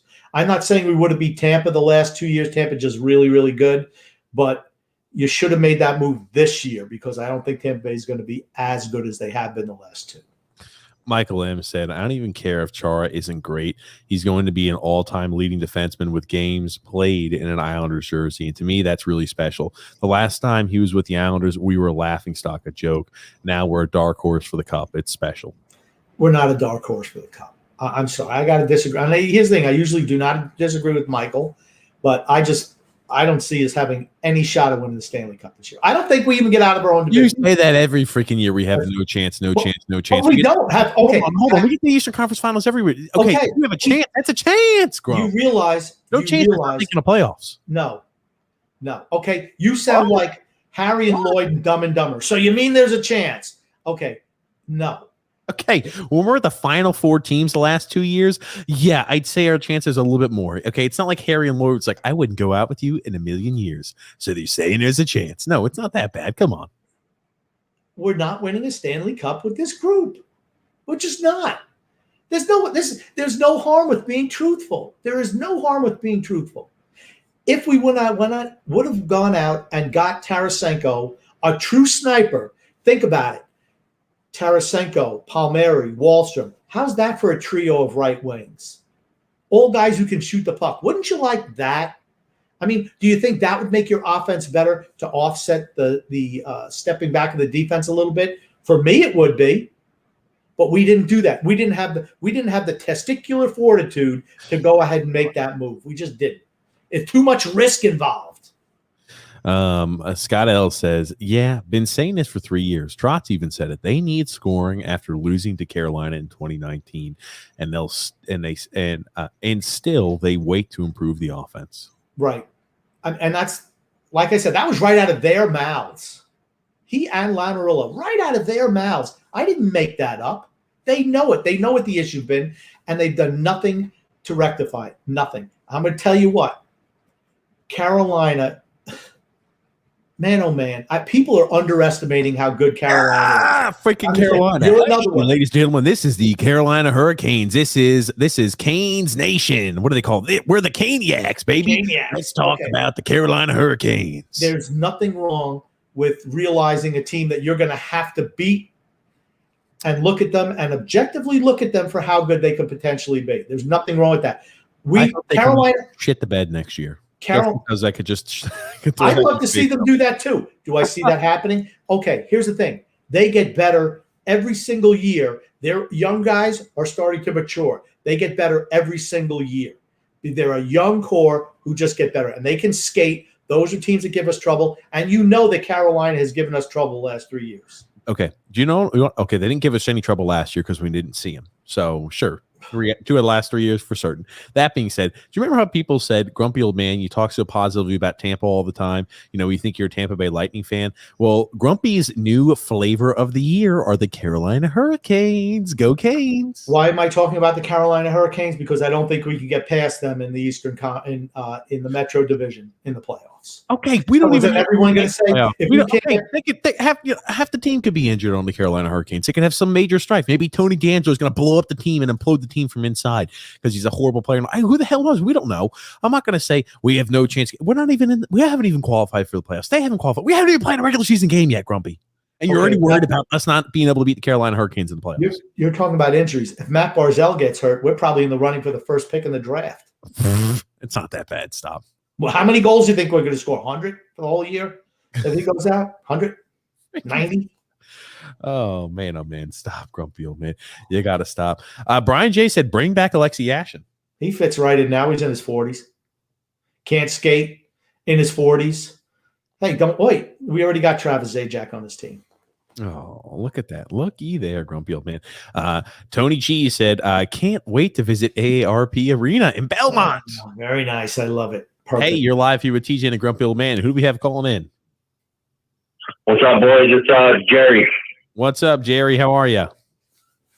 Yeah, I'm doing all right, dude. I mean, I don't know what the hell's going on here with signing fucking 44-year-old Zdeno Chara. I mean, I thought Grump would be having a connection. I mean, like, you know, dude, I'm fucking like, do you guys remember the game where I don't know, there was a clip where Barzal just like danced around Chara, like it made him look like a fool. Like this guy is a guy that can't skate anymore, dude. I mean, like he's not, you know, we might as well get Joe Thornton on the team and, you know, all these other dudes in their 40s. Like it just doesn't make any sense. You know, I'm dumbfounded. And what really just grinds my gears the most is like people are like happy. People think that this is a good thing. They're like, yeah, woohoo, Chara. Like, what are they on? What type of orange and blue Kool-Aid are they drinking? Like, it doesn't make any sense to me. Here's the thing, Jerry. They're remembering Zdeno Chara from 10 years ago. You're just not getting that player anymore, right? And for me, I mean, yeah, go ahead. No, nothing. Keep going. So, you know, they're excited because what have the Islanders done this offseason? Nothing. So any news is good news. They were trumpeting. Who was the other clown, TJ, that they signed to the PTO, Erik Gustafsson? Right. They were pumping him up like he was the greatest thing since sliced bread. The guy can't play any defense. He's like a ballerina out there. But I don't understand. Like him and Eddie Green are both left-handed defensemen. Like how is one of them going to play top 4 minutes? Is what I don't understand. Like those are if you want to do Chara and Green, both of them split. Third pairing minutes. Every other game or something. Then okay, I could maybe see that. But you're telling me Andy Green or Chara, one of the two of them is going to be playing top 4 minutes. I mean, that's insane. If Chara was such a special something that we needed for our core, why didn't we get him last year when Washington got him, right? Why didn't we try to get Chara last year when he was 43, and said, Washington didn't re-sign him because he's fucking old and he sucks. Well, that's the whole thing, right? Boston didn't want him 2 years ago, let him go. And they let all their defense go. Torrey Krug, Chara, and one other guy. They rebuilt their defense in 1 year. 1 year. And then did Washington want him back this year? Nope. So we went to the New York Old Age Home. Yeah, and I think, and Jerry B, Jerry, thanks for the call. Jerry Springer from Cincinnati. I think he brought up a good point I want to talk about with you, Grumpy. Thank you, Jerry B, thank you, Jerry Springer, for the call. I thought he brought up Thank you. And Grumpy, I thought he brought up a really good point where he talked about why, if he was so important and crucial for the Islanders, did we not bring him in last year? Some people are going to say, well, we had Nick Leddy. That's why we didn't do that. We could have very easily determined not to sign Andy Green back, and we could have brought Zdeno Chara in. For certain we could have, right? Because this is a team that also was a competitor. But here's the thing, too. This is another thing that makes me question, would Zdeno Chara be, switching off with Andy Green as a third line guy?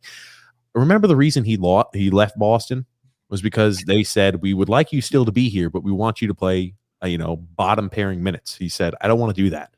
So he went to Washington to play top 4 minutes, second pairing minutes. And he leaves Washington. Probably, maybe they just didn't want him back in general. Maybe they say, hey, we're not going to play you top 4 minutes. You're kind of towards the tail end. And now all of a sudden, I'm just to believe that now Chara maybe wants to say, I'll play bottom pairing minutes. Well, I'm not sure. And, I think he'll need some sort of load management. The best case scenario based off of what we've seen today is Chara and Green splitting time, and somehow we bring in a top 4 defenseman. That's best case scenario.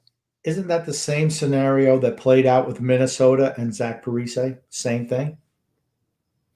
He didn't like the fact that he wasn't playing on the first line. He sulked when they put him down a lower line, and they wound up cutting him. No, so now they didn't cut. Well, okay, they did. Release him. Okay, they released him.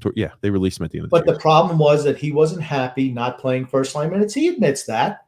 But you know what? Now, because there's no market for 37-year-old wingers, just like there's no market for 44-year-old defensemen, they have to readjust their thinking a little bit. So I think that Chara will not have a problem playing bottom pairing minutes now.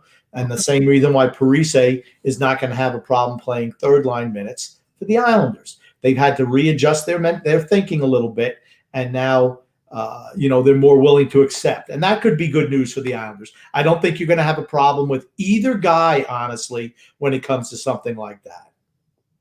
Once again, this is like almost 155 or 156 in. Another salient point from the grumpy old man. Thank you. Look at that. 2 salient points in 2 hours, Grumpy. I love it, man. You're on a freaking roll, man. Well, I could do that all day, but I'm here to entertain. You understand? I could sit here and talk like TJ,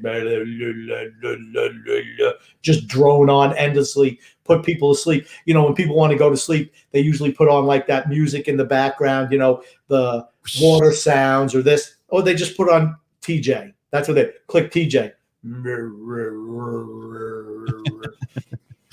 Oh man.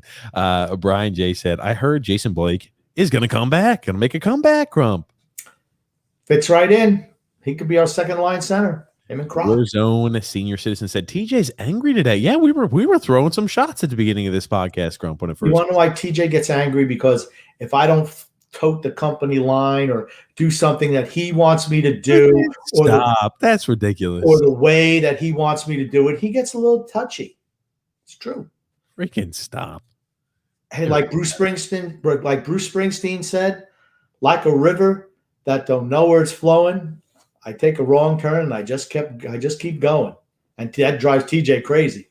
No, it does not, Grump. I just thought that the setup today and you just jumping all over the place without actually setting the podcast sent me over the edge, Grump. And you just said, I'm going to do my own thing. Your job is to set the podcast. You wouldn't let me, Grump. You just started speaking and I tried to interject. You said, then you should set it and then I talk. I asked you a question that you, of course, refused to answer. No. Okay. You're Switzerland. You are the Switzerland of answers. I'm going to ride the fence. So I had to jump in and give you my answer because I couldn't listen to you drone on and put people to sleep at the top. I wasn't even 5 seconds into my response. He said, that's it. I'm giving my answer. I'm doing my thing. You did one of those TJ responses where you sit there and go,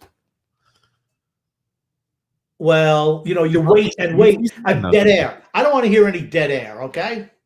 You're not being pensive. You're not being thoughtful. No. I'm thinking. What can I say, Grom? Well, here's the thing. I'm able to think on the fly. What can I tell you? William C. said, looks like UBS is going to be a retirement home. These old guys will never last 82 games plus playoffs. If the Islanders don't win a cup this year, we're royally screwed. I'm just going to go with the bottom. We are royally screwed. Thomas B. said, Grumpy, signing Parise and Chara are typical, an organization begging for a rebuild. I love Chara, but not now. I don't think this team goes all the way. I truly hope I'm wrong. We're all, and Thomas, I love the little picture of the girl. She's a cutie over there in the picture.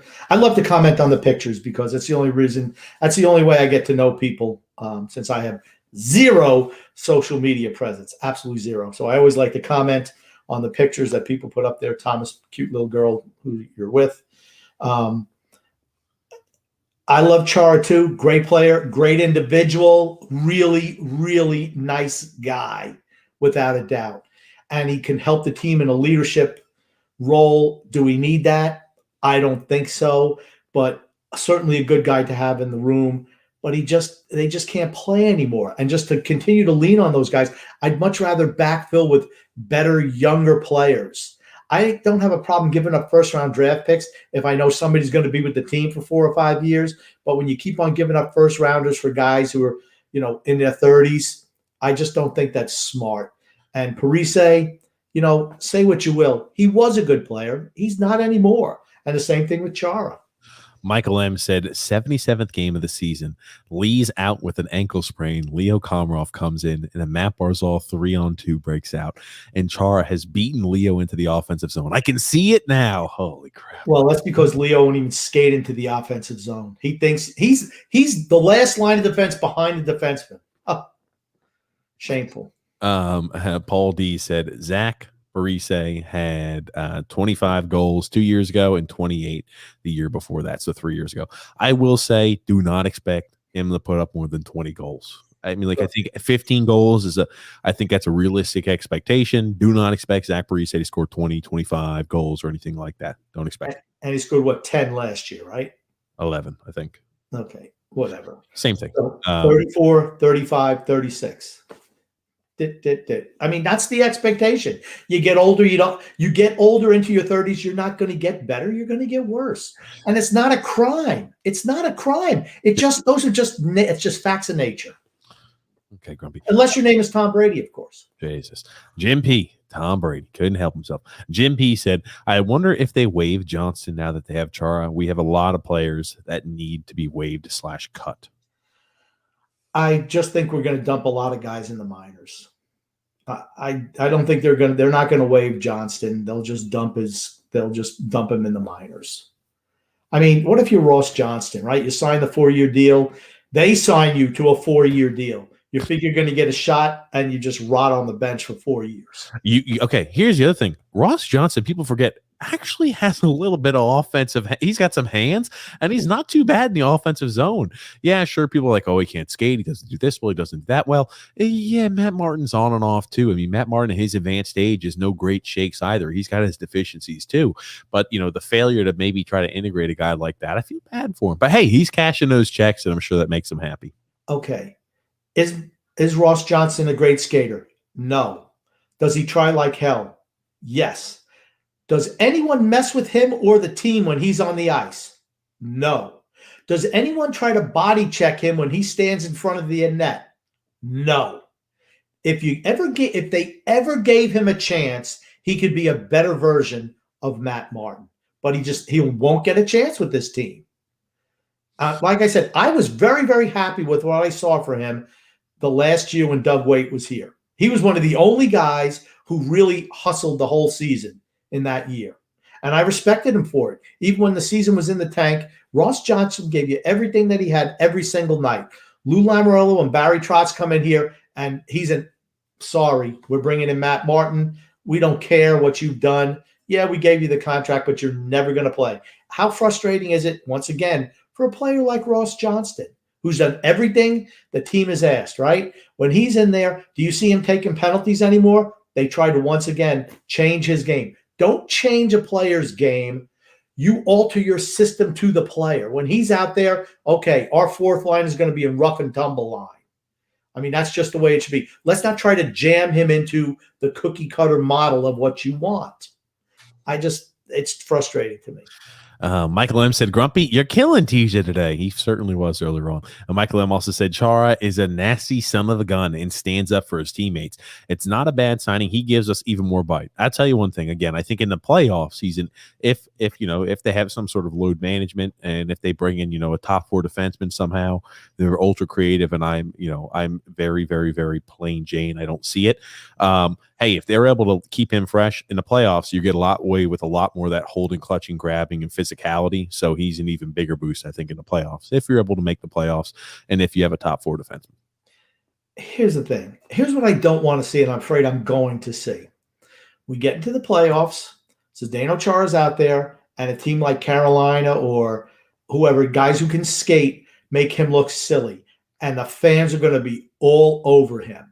And I'll feel really bad for Z because the warning signs have been there for the last couple of years, and all these people who think he's the next coming is going to set us apart defensively, he's not. And when he doesn't, you shouldn't jump all over him because he's just not capable of doing it anymore. And the only ones who can't see that are obviously Lou Lamoriello, Barry Trotz, and some of the fans. It's like having realistic expectations, right? We tried not to jump all over Leo Komarov. Barry Trotz kept putting him on the first line. He's not a first line guy, has no offensive touch, no offensive acumen, and he got absolutely shit on and ridiculed by the fans. And again, like we try to keep it more towards Trotz, because Trotz is the one putting him out there in that situation night in and night out. It was not Leo Komarov saying, "Hey, I've got the offensive acumen. I could score a whole bunch of goals. Put me on the first line." Right. And I was tough on Leo Komarov, but the whole thing was because of the role he was asked to play. And it just makes it easy for me to pick on him in the podcast form. But honestly, he was in an impossible spot. He's never been a first line player ever. His entire career, not even when he was a kid in Russia, he was not a first-line player. Estonia, yeah. Whatever. Emmanuel R. said, I agree with you on Trotz. He's the best coach in the league, but he needs to be more malleable when it comes to the kids, along with his constant concern for defense. Yet he's nonchalant with the offense. He thinks we can win every game 1-0, and it's not true. It's not true. D-Cut saying, we have a ton of leadership on this team. Hopefully Green and Chara split time and Lou gets a legit second pairing defenseman. Hey, that's ideal. That is, I think, the best case scenario we've got right now. It's not happening. Mario said, I haven't seen Danico on the NHL network lately. Now I know why. Oh, yeah, he's probably got a PTO with the Islanders. Oh man. Scott L said, would you keep Dobson with Green or put him with Mayfield and put Green with Chara? No. It has to be Dobson and Chara and Green with Mayfield. You need to have somebody on every pairing who's able to get the puck out of the zone and make a forward pass or carry it out of the zone. If you put Mayfield and Chara together, I'm sorry. I love, everyone knows I love Scott Mayfield, and I'm afraid he would be the guy who wants to skate it up. That is not his game. No, it is not his game. And he always said, too, Scott Mayfield feels more comfortable. He felt better when he had a Devon Taves who was able to skate it and have man the puck for him, where he could play more of the role he was comfortable in as a defensive defenseman. Grumpy, we're going to have some comments we're going to lose, and this one we're going to lose probably too. William C. said, I absolutely can understand Grumpy's anger over this offseason. Everything he said has been absolutely right. We haven't improved, and now we're stuck in the dinosaur age core. Yeah. It's true. And that's the thing that it's why do we insist on getting older and older and older in a young man's game? I mean, this isn't like playing chess where, the longer you play, the better you get. Eventually, this is a physical game.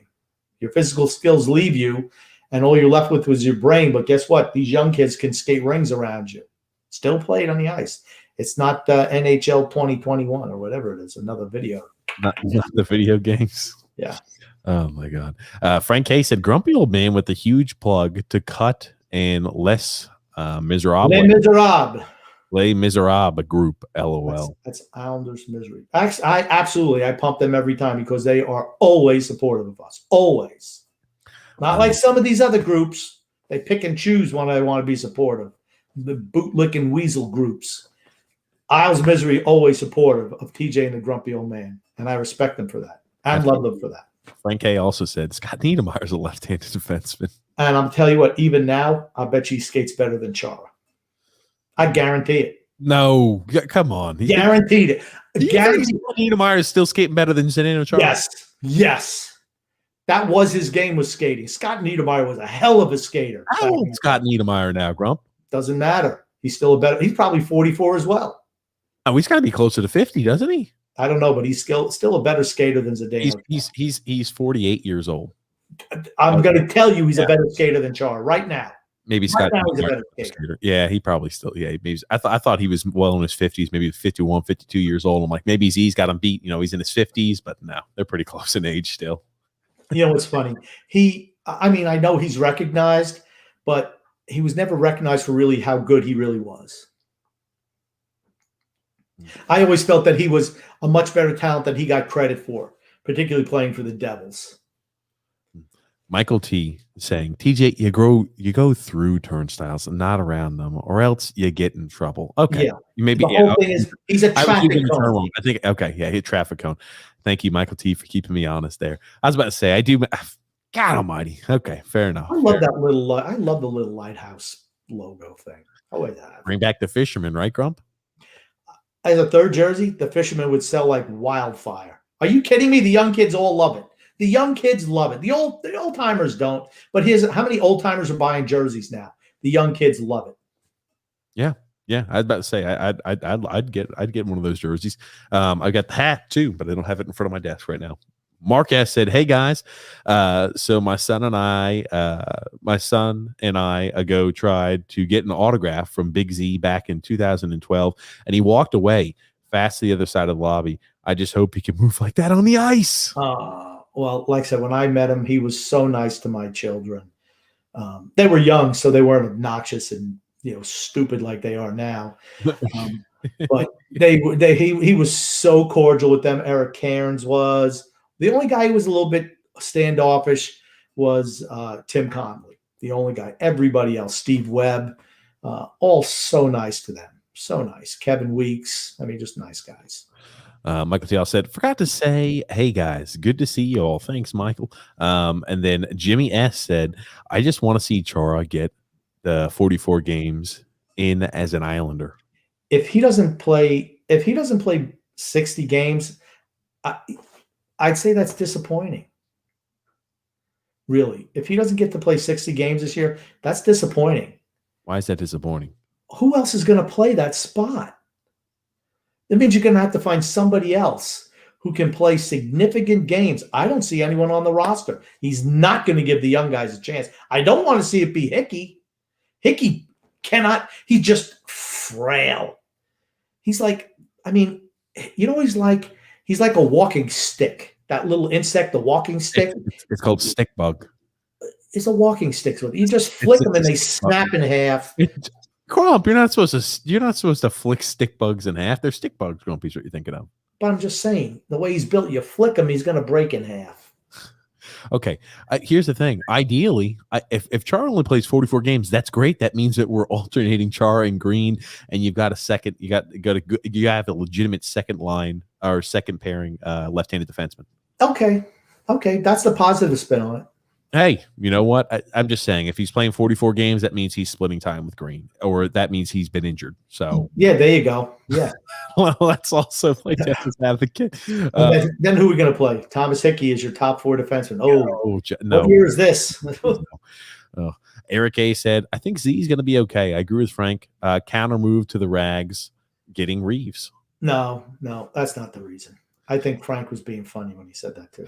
Robert G said, "Sign Bobby Orr." Man, I would love to have Bobby Orr on this team when in his prime. Of course, he probably, instead of scoring 140 points a year, probably would have had 15.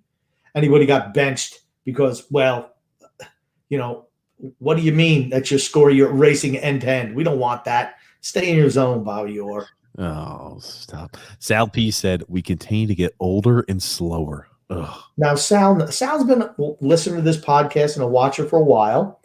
And Sal, how long have I been saying that? It's been because Grumpsterdamus has seen this coming for years. No, Grumpy, you're wrong. We're going to win a Stanley Cup. We're going to do it. No, we're not. We must. If you're not trying to get better, you're getting worse. Like Ricky Bobby said, if you're not first, you're last. Jim F saying, "Wait a minute, Grumpy. You said you didn't want Chara." I didn't want Chara. Everyone knows I didn't want him. I think the only way I'm happy with Chara signing, the only way is if he's going to split time with Andy Green and we're bringing in a bona fide top 4 left-handed defenseman. Yes. It's the only way. And if that's the case, awesome. You know what? I would revert and change my grade. I think I gave it a C-. I would give the grade of an offseason a B-. I still think we left a hole to be desired for a top 4 or a top 6 sniper. But I think the defense, then, if you're able to bring in a bona fide top 4 left-handed defenseman, I don't think your defense takes a step back. Technically, maybe you improved your third line left winger. Didn't really do much to improve the top 6. Yeah, and I agree with TJ 100%. Chara, if he's splitting time on the bottom pairing, I'm fine with. But that's not going to be the case. And I just have a problem with it. But like I said, I am not the little black rain cloud on this podcast like TJ is. I'm Mr. Positivity. So that's why I'm rooting for Zdeno Chara. And I think I do see the positives in him playing, which is mostly that he can be a positive influence on Noah Dobson. Nick D said, you think Lou will sign Zygmunt Palffy to play with Barzy? He could score. Yeah, but he can't play defense, so no. Michael T said, has Johnny Boychuk signed any type of contract with the Islanders organization as like a coach or anything? Are there any rumors that he will? He has not signed a coaching contract. I think that he will. Remember, he still has the 1 year to collect on his player salary. So perhaps they'll wait till that expires and then he'll do that. Maybe I don't know if there's any type of ramifications for him to collect that $6 million if he signs on as a coach.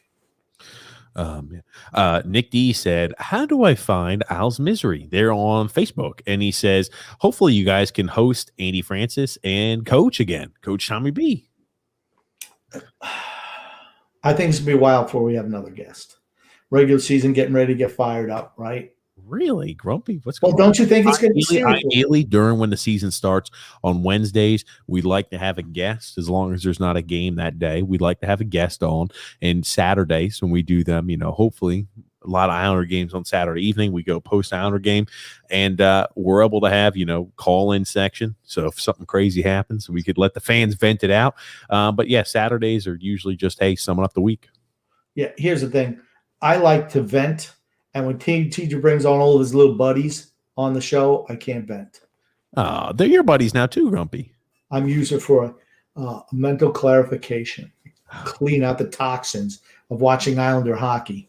So that's why Wednesday I can't do it once a week. I need 2 sessions on the couch a week. Oh, God.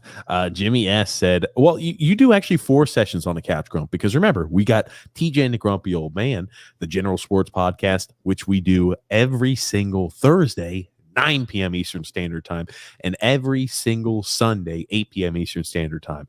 And that is in the link in the description below. It's a lot of hot takes. It's a great time. It's just it's not in a podcast format yet. It's just on video.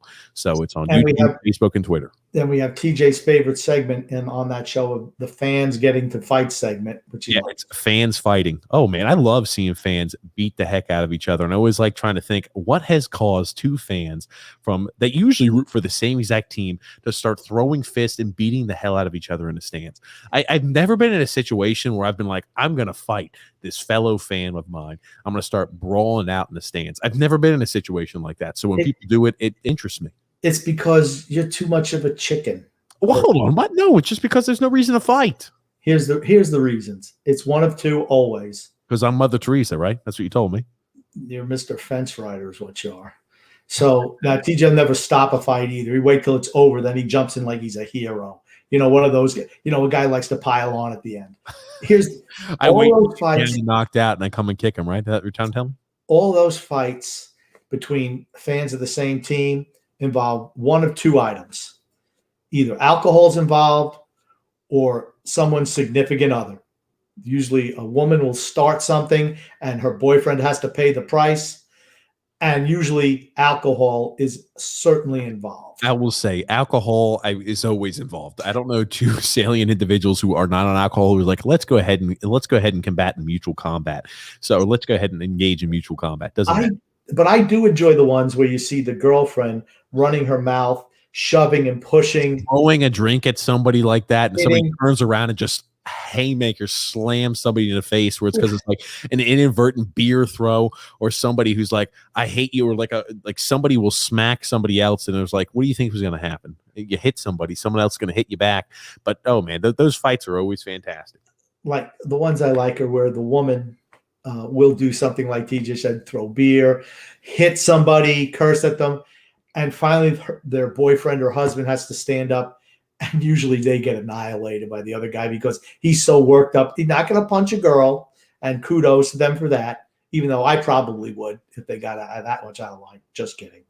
And the husband or boyfriend takes the punishment. And, I wonder what that ride home is like. Not good. I'm sure. Moving right along there. Jimmy S said the draft was Snow's best aspect. It also helped he was picking in the top 5 all the time too. That helps. For certain it does. Eli said, Eli says UBS Arena, uniformed boomers and seniors arena. Oh, There you go. Thank you, Eli. Hey, Eli, I think that's the name of a shirt coming through. Oh God, here we go. Another name of a shirt, Grumpy. I'm ripping it out. The shirt look. I have to say, I loved AARP Arena, and I forgot who said that earlier because I'm sure you lost that comment, but that was perfect. Absolutely, it is, Grumpy old man. Jimmy S said, Eli, that's effed up. And then, wanna 2 Psy said, true, Martin doesn't win any fights. Right. Yeah, not anymore, he doesn't. No. He's in his 30s. He's not going to win a whole lot of fights. It's a young man's game. Getting beat up is a young man's game. TJ says he could beat Ronda Rousey. No, look at you.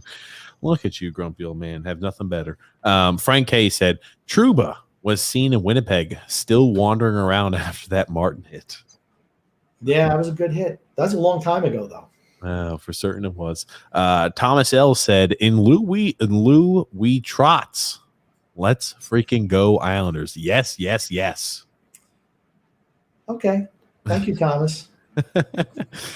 Jim P said, I have a feeling Clutter is going to go on IR to start the season. No way. No way. Okay.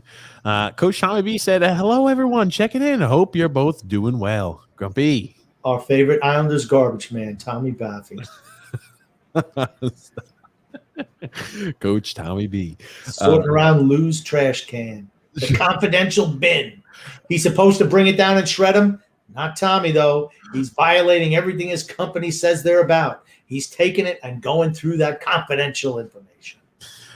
Tony G said, TJ needs to be a man and lose a straw from his drink. Yeah, that's it.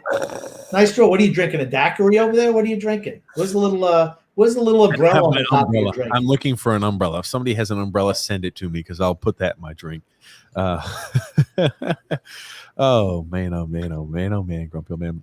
Michael T said, I wanted Vladimir Tarasenko. When talk he's a baby, Michael T. Oh, man. That's true. That is exactly what I do, Michael. I admit it. I'm not too proud to admit it. I'm crying about it. Absolutely. Why, Michael? I want to win a Stanley Cup. Maybe you don't. I do. I don't have an infinite amount of years left on this planet. I can't wait for another 2 or 3 or 4 or 5 rebuilds because ours is coming soon. Tom B said Pulak will score 10 to 15 goals this season. I think him scoring 10 goals or 50. I think 10 goals is definitely reasonable to expect him to have a bounce back. 15, sure. Tom B also said Chara, Green, and Gustafsson will rotate. What a nightmare! I'm not a fan of that. I think Gustafsson plays no defense, none. And here's another thing too. Like I'm okay with the rotation. But if you're going to rotate those 3 guys, that means you're going to have 2 different defensive pairings that are going to have consistently jumbled in new partners. Yep. You usually want them to have consistent partners. I'm fine with one line having it to where we rotate. It's only one guy where it's like, hey, whoever's going to be a third line, right defenseman, whether it's Mayfield, whoever they put there, whoever they pencil in on that spot, Mayfield-Dobson doesn't matter, or Mayfield-Dobson doesn't matter. I mean, you're only having to worry about one of those guys. But if you're rotating 3 different players, you got 2 lines that consistently are always going to be changing defensive pairings. If that comes to fruition, Gustafsson would only play with Mayfield. Chara would only play with Dobson, and Green would play with both. That's how that would work out. Tommy B said Aho will be in Bridgeport. Well, that means he will be having to be sent through the waiver wire because he's on that one-way contract. Do we think anybody picks up Aho? Probably not, but I don't know. Like I said, young guys, no need to even – no shot. The fact that they brought in Gustafsson and would actually consider playing him on the Lucas Spiza deal, I'm sorry. What does that do for you going forward? What does it do, period? Nothing. He cannot play defense. Jim P also said, I don't think Aho makes it through waivers. He could put up points in Arizona and Ottawa. That's the thing too. I'm just like, you usually don't see a lot of those people when it has the massive waiving time period to start the year. You don't see a lot of those guys picked up, but I mean, Aho guy who is still relatively young, and you're looking at a guy who's he's a 3-time, 4-time AHL All-Star. Why the hell not take a chance on a guy who's got 1 year left on his deal? Very manageable. You say, hey, if he works out for us, awesome. If not, well, he'll be waived too. Do you want to know the kicker? Aho would put up points if he played for us too, because that's what he does. He creates offense. He's not afraid to shoot the puck. He's not afraid to drive the. Here's the thing. Most young players like to play offense. It's only when it's sucked out of them, driven out of their DNA by guys like Barry Trotz. We want to stunt your offensive growth. We want to make you be unproductive. Just stand back there. Michael T said, hey, Grumpy, do you remember an Islander player named Richie Hansen? Richie Hansen, yes. He was a Long Island player. Long Island boy, I believe. That's a long time ago. And then Wana Tutu Sai says, our first line by a mile was lost by a mile without Lee. They had scoring trouble the rest of the year. Getting Lee back is a big boost. Lee will be a boost. Yeah. The biggest boost would be having a sniper on that first line, because Eberle was not a sniper. Oliver Wahlstrom is. And here's the thing, Palmieri's not a sniper either. Wahlstrom is a true sniper. That's why he needs to play with Barzal. Brian B said, team too old, period. This is not a Stanley Cup team. There's Brian, my brother from another mother. Without a doubt, we think very much alike. That is true, Grumpy. He's a good-looking fella, too, that Brian. Oh, my goodness. Brian B also said, Barzal walks when his contract's over. You know what? He has one more year as a restricted free agent after this deal, and he's going to have to make a decision. That's, 2 years from now? Where is the team in 2 years? Most of these guys are going to be – a lot of these guys are going to be finished in 2 years, right? A lot of our older guys. Yeah. What do we have coming up to backfill? That's a whole bunch of nothing pie. Well, then maybe Matt Barzal says, I'm not coming back for that. I want to win, and it's not going to be here. I mean – that's what happens. It depends on how you're able to go ahead and integrate. Hey, can we go ahead and make moves to bring in some younger players? When we do fall off the wagon, are we able to trade players around and hopefully get some draft capital? It all depends, Grump. But Coach Tommy B said also, Islanders have shop Bellows. Very little interest from other teams. Yeah, I don't know. Well, because they've absolutely killed any value that he might have. It's just the way they operate. They crush the young guys. People around the league see this like, well, he must be garbage. If Lou and Barry don't like him, he must really suck. Well, you know what? Maybe they have talent, and those guys have just not been able to get it out of them. Like I said, they're not infallible. He also said teams backed off of Tarasenko because it's poor medicals. Okay, but here's my thing, right? Like, let's say he comes out there for the St. Louis Blues, and he's playing 30 games, and we're seeing the Tarasenko of old because they fixed a shoulder injury. I mean, what are you looking at then? You're looking at any price it would cost for Tarasenko is skyrocketed through the roof now. I'm just saying, if he was going to be cheap, might as well. I'm willing to go to Vegas and take a big bet to say, hey, I'm looking to make this team, the team to beat. Did the Islanders even kick the tires on him? That's what I want. I'm sure they did. You know what? I have no idea if they did or not.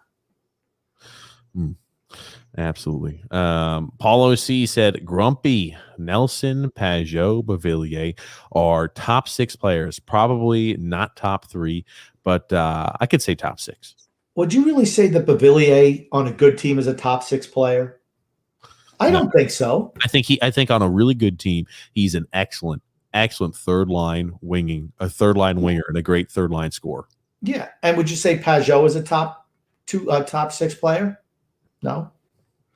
He's a third line guy, and there's nothing wrong with that. Excellent, a superb third line guy, just like I think Bavillier would be a superb third line left winger. Right. Superb. And Nelson, I don't know. To me, he's another. On a good team, he's not a second line center. On a really good team, he's not. I mean, and I'm not disparaging any of those guys. I'm saying for a true top 6 player, it's Matt Barzal. Everybody else is.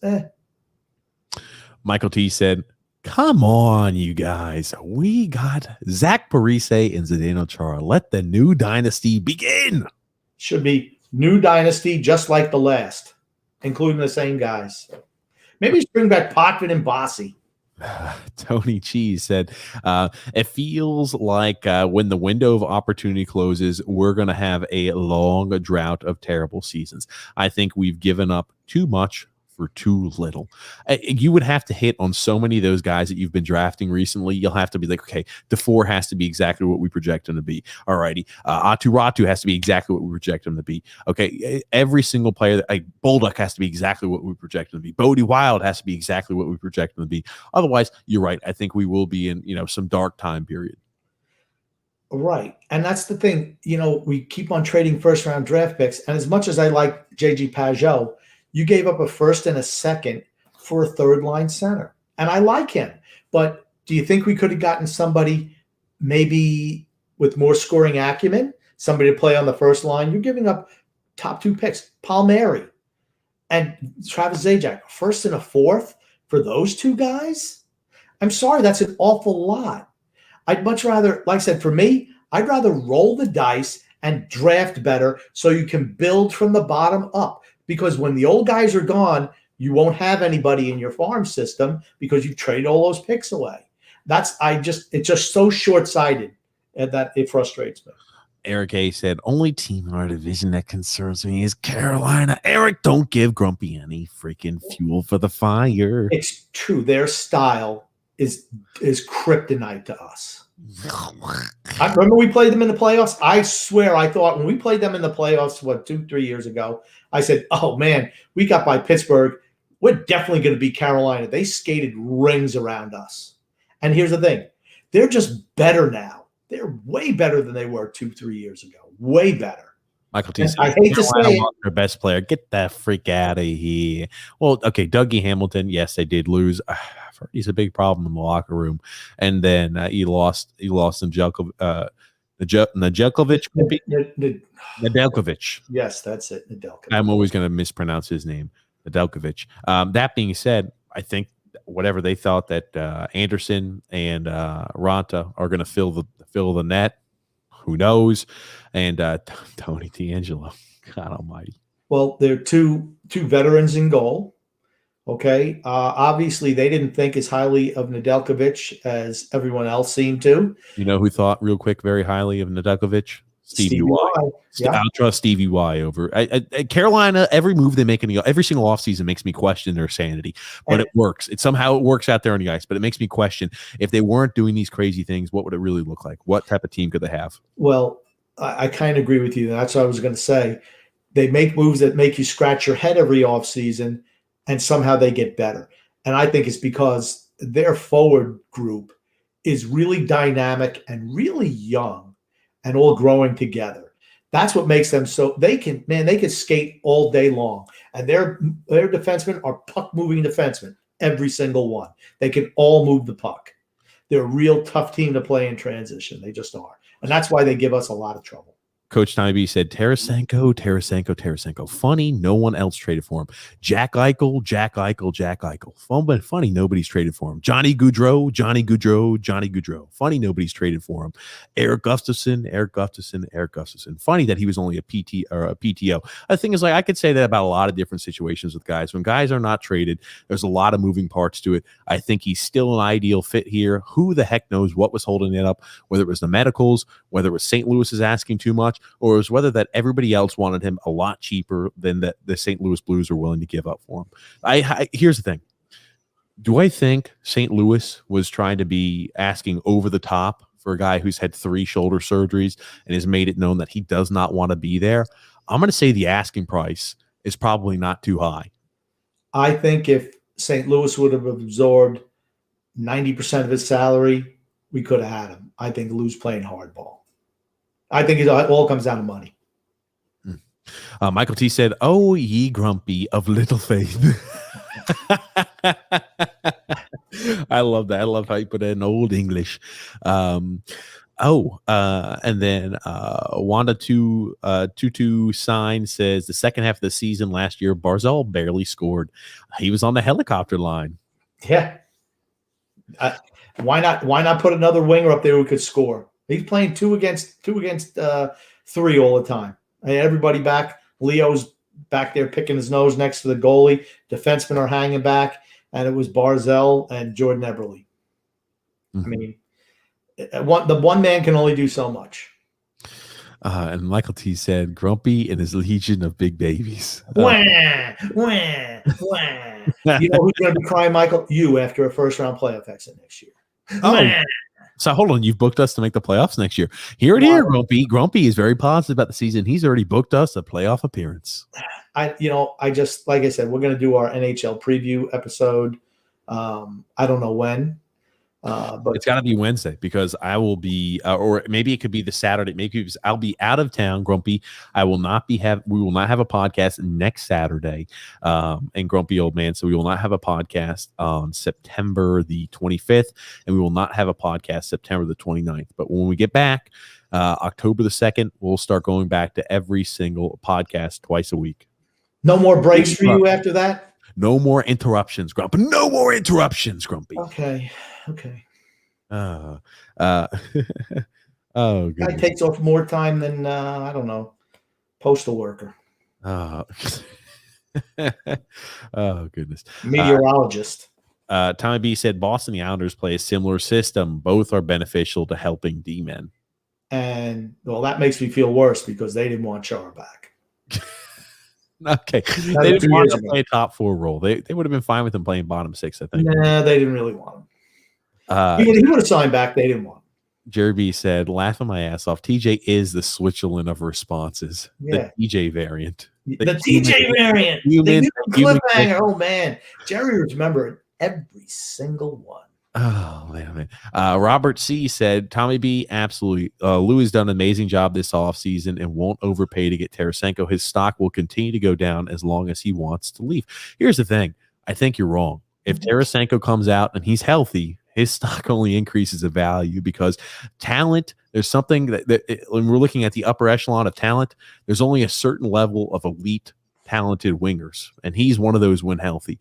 If he is healthy, let's say he's able to string together 30 games and he's got some like 15 some odd goals, you're only going to see the price of him increase. And they're going to say, yeah, at the trade deadline, if we were on to move him, it's going to be a little more expensive than it was in the offseason.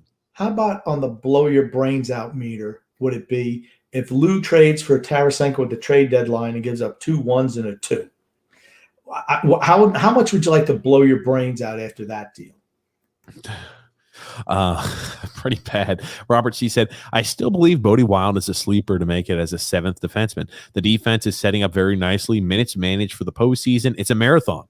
An Islanders Stanley Cup marathon. Let's go Islanders. I don't think if they're looking at left hand, I don't think Bodie Wild's the guy. No. I think if it's going to be, a guy who's going to get a chance beforehand, I think Bolduc is going to get a chance beforehand. He's going to play. He has no shot of making this team. He's going to be full year in Bridgeport, and that's where he should be, honestly. My whole thing is they're never going to play a young guy unless everyone's hurt and they're forced to. They're going to find some scrappy dog, garbage can vet to plug in there. I got a comment here from Kev Rock on Twitter, Grumpy Old Man, and I'll pop this up on screen for you. Give me a sec here. He says, Pellick, Green, Chara, the average age of the left-handed defenseman is 37. I know, Grumpy, and I would love to be 37 again. That being said, it's not going to be a recipe. Is that going to be a recipe for success? I don't think so. No, and that's the whole thing. And even if you're rotating somebody else in, we're an old team. I won't say it never works.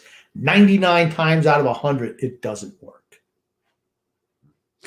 I don't disagree. But here, again, optimally, if you're able to get a real bona fide top 4 left-handed defenseman, awesome. I think that the offseason's been B- there in the addition section. That being said, Grumpy, moving right along. Oh, Kevin Roth also on Facebook said, what is happening? We used to make fun of the Rags for signing old timers, and here we are. Because that's what fan bases are. Whatever our team does is great. What everybody else does is stupid. I don't look at it that way. I've never looked at it that way. I'm able to look at each team and each move in its own vacuum. If the Islanders do something great, no problem saying great job. If they don't, I'm going to hammer them for it. Frank K said, yep, where's Ulf Samuelsson? Oh, God, that's an old name right there. Probably with Ulf Nielsen. Oh, goodness. Tommy BL said, yeah, Bodie Wild has no chance to make the Islanders this season. No I chance. was about to say, he'll need a full season more in the A in Bridgeport and maybe about a year and a half until we might see him on the radar. Yeah, no shot. And then Wana Tutu Sai says, I wish Johnston would have gotten the spot over Martin. Agreed. Johnston is better than Martin. I just think that it's a duplication of the same player where Johnston was cheaper. And if you would just work with him, he could give you everything that Martin gives you at a lesser price. That's all. I mean, people forget Martin was $2.5 million a year when he came here, right? Lou loved him, signed him when he was up in Toronto, comes back here, can't wait to trade back for him and then re-sign him. Unnecessary, just not necessary. The intimidation factor that he used to have isn't there. Is he still a great forechecker? Sometimes, but most times not. The third line is what it is. It's old. Or the fourth line. It's old. I mean, I'm sorry. You don't get better when you're that old. Tommy B said, you don't build a system around one player. You bring in players who fit the system. No, what I think it is good to have players that fit the system, but you have a system. I think you have to have a system that is by the coach, but you have to adjust the system to your players. And if you see there's a talent out there, hey, I could be a guy who likes to play, really segment a game. I don't really care all that much about the transition, from let's talk basketball, or let's talk soccer, right? I could run a 4-4-2. I'm a guy who likes crossing the ball in with headers.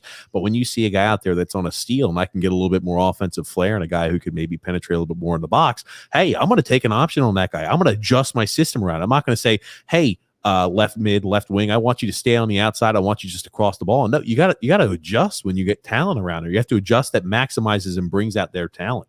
The thing is, I think Barry does that sometimes. Other times, I'm like, maybe a little more.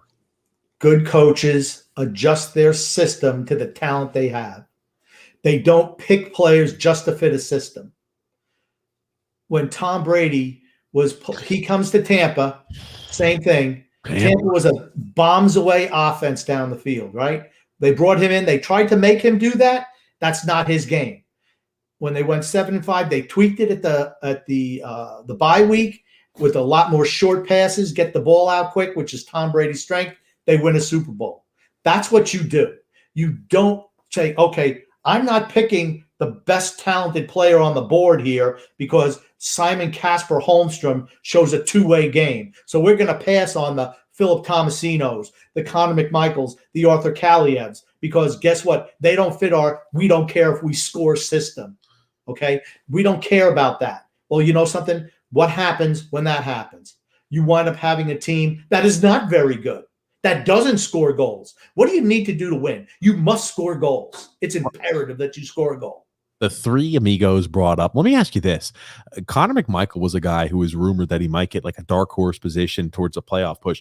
You think a guy like Connor McMichael is going to make it out of camp for the Washington Capitals next season? I think he's got to, right? He's on a short list to make it out of camp with them. I don't know enough of their roster to tell you that right now. It's too bad that Garrett Pilon won't get a shot either. I mean, that's a guy who played extremely well there in the A last year. But does Philip Tomasino have a chance? I know Kaliev was playing for the Kings some last year. And where's Casper? Wallowing in the AHL. He's a bust. He's a bust. Bust with a capital B-U-S-T. Oh, Grumpy. When you say stuff like that, it does make me want to root for somebody else, root for the player. Now you can root for him, it doesn't matter. You're asking me, does Philip Tomasino have a chance for the Nashville Predators? Yeah, I think he's probably he might make the team out of camp, right? He's the 20-year-old, right? You look at what he did in the A, he averaged over a point a game in the A there for the Chicago Wolves. So, will that guy have a chance out of camp? For certain he will. I mean, isn't that what you want? Don't you want your young players playing? Because what does that mean? If you're on entry-level contracts and restricted free agent contracts, well, guess what? Then you can spend more money on veterans, right? And they can get better. You get the max out of them when they're younger. You pay them earlier when they're younger. You save money in the long run. Makes your team better in the long run. John A. said they built a system around Rick DiPietro, and that worked well. Overspeed, run and gun a few times, and all ended tragically. Yeah, they are what they are. I mean, I'm sorry, Tommy's just wrong on that. 100% wrong. Jerry B said Svechnikov and Aho from Carolina are going to embarrass the shit out of us, especially Chara. They're good. They're good. Grumpy, you touting Carolina. Okay. Would they not be the second and third? You think Carolina's good, but you're pumping them up so much, it's acting like they're better than the damn last year. I'm just saying how they are kryptonite to us. That's all I'm caring about. Can they beat us? They're a real tough team for us to play. That's all I'm saying. Can we beat them? Yes. But they're a real tough team for us to play. And let me ask you a question. Would Svechnikov and Aho, would they not be the second and third best offensive players on this team if they were here? Yes. And I don't think it's even close for fourth. Robert C said it'll be a young gun, but I'm impartial. I'm impartial when it comes to Bodie Wild, or I'm not impartial. Maybe I'm not impartial. Maybe I said it when it comes to Bodie Wild. I've always loved his game and his stature. A big puck moving defenseman who can be physical. It's definitely an opportunity for a young gun to come in. I disagree with Robert in some of that statement. I'm a big fan of Bodie Wild too. I think he could turn out now here's a guy. Okay, now you're going to say, "Oh, grumpy old man, you're crazy." He's a guy who needs a lot of work to be a complete defenseman, but he has all the tools in his toolbox. They're just kind of mixed up a little bit, so it needs to get straightened out. I think if handled properly, he could be a dynamic defenseman in the NHL. If handled properly, okay? But where I disagree is it's not going to be a young guy. It's going to be somebody from the Geezer squad, without doubt. The Geezer squad, huh, Grump? The Geezer squad. Okay, fair enough, Grumpy. And then Jeremy said, Grump, would you rather have Thornton and Marlowe on your team now or Green and Chara now? Green and Chara, because Thornton and Marlowe can't play either. I mean, so what would we have instead of Green and Chara?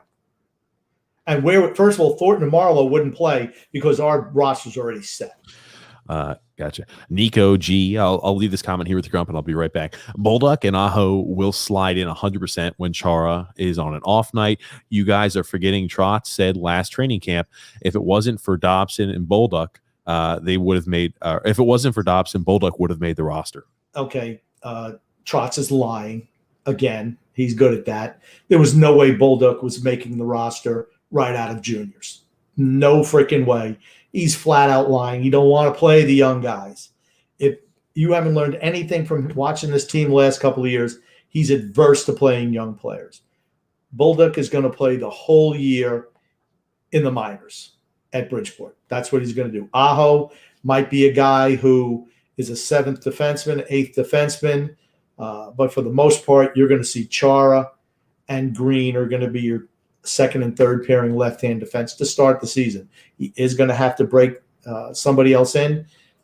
Would it be Gustafsson? It wouldn't surprise me. He fits the age group, of course, but he can't play defense. And I don't know how that would float with Barry Trotz, honestly.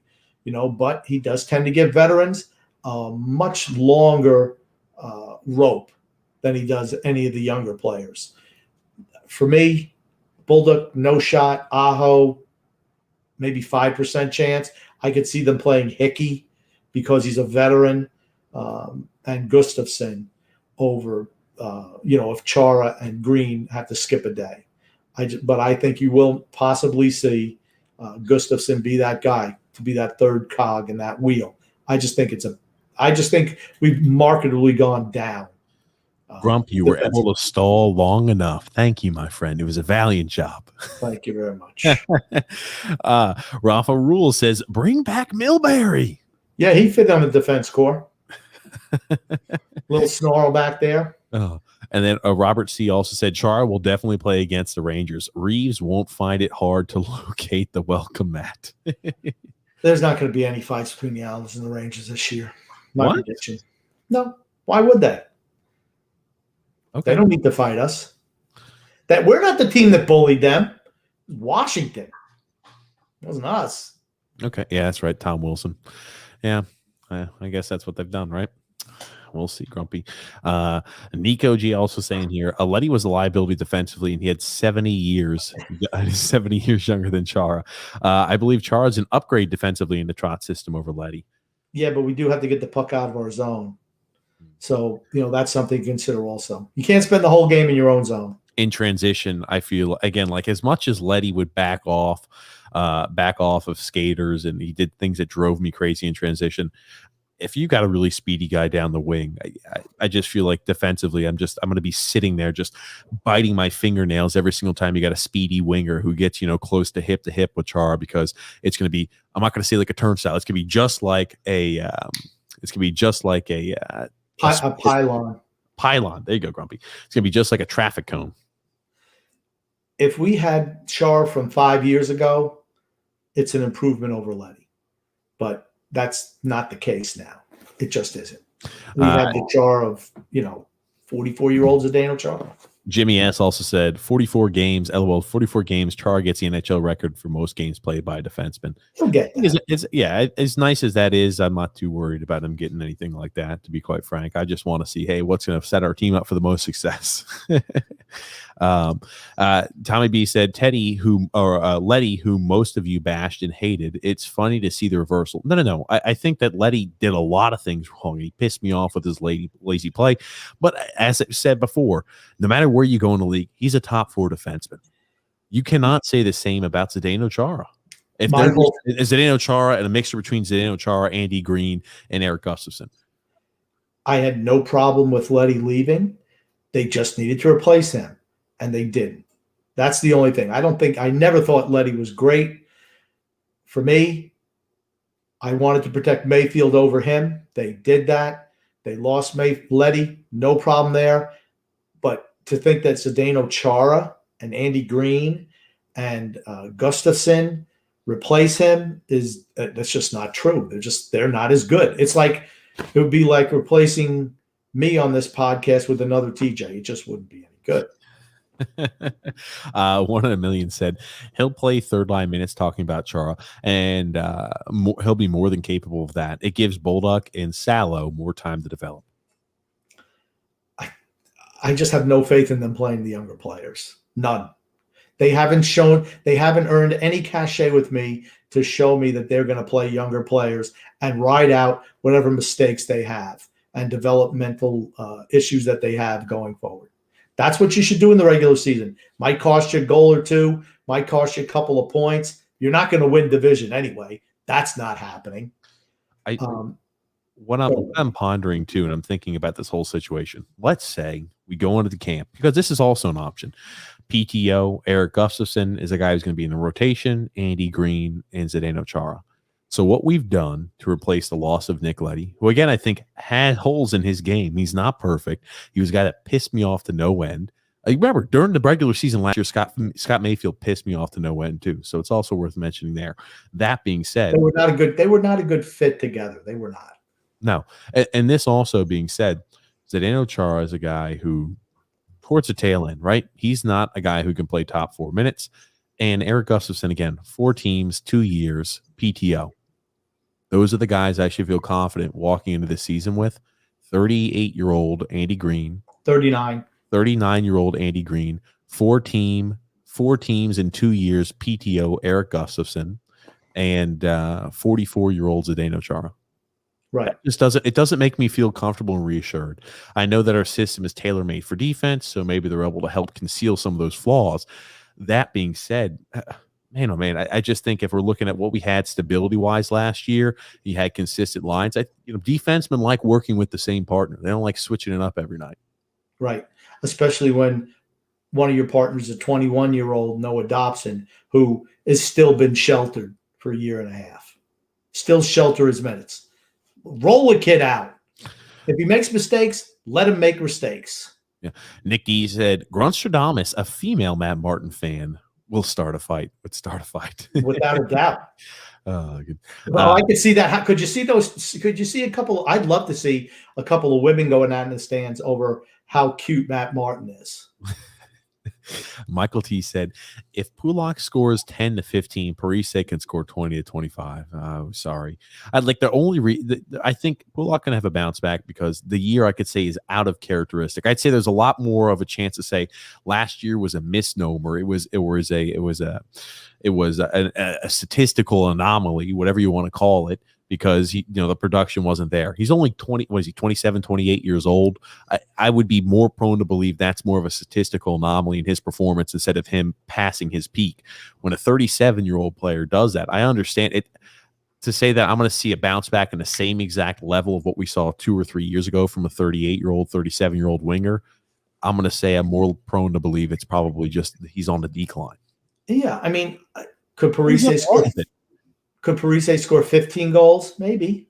I think 15 to 20 is safe to say. 25, I think you're freaking dreaming. Anybody who says 25 for guys going to be on the third line left winger, I think that I'm sorry.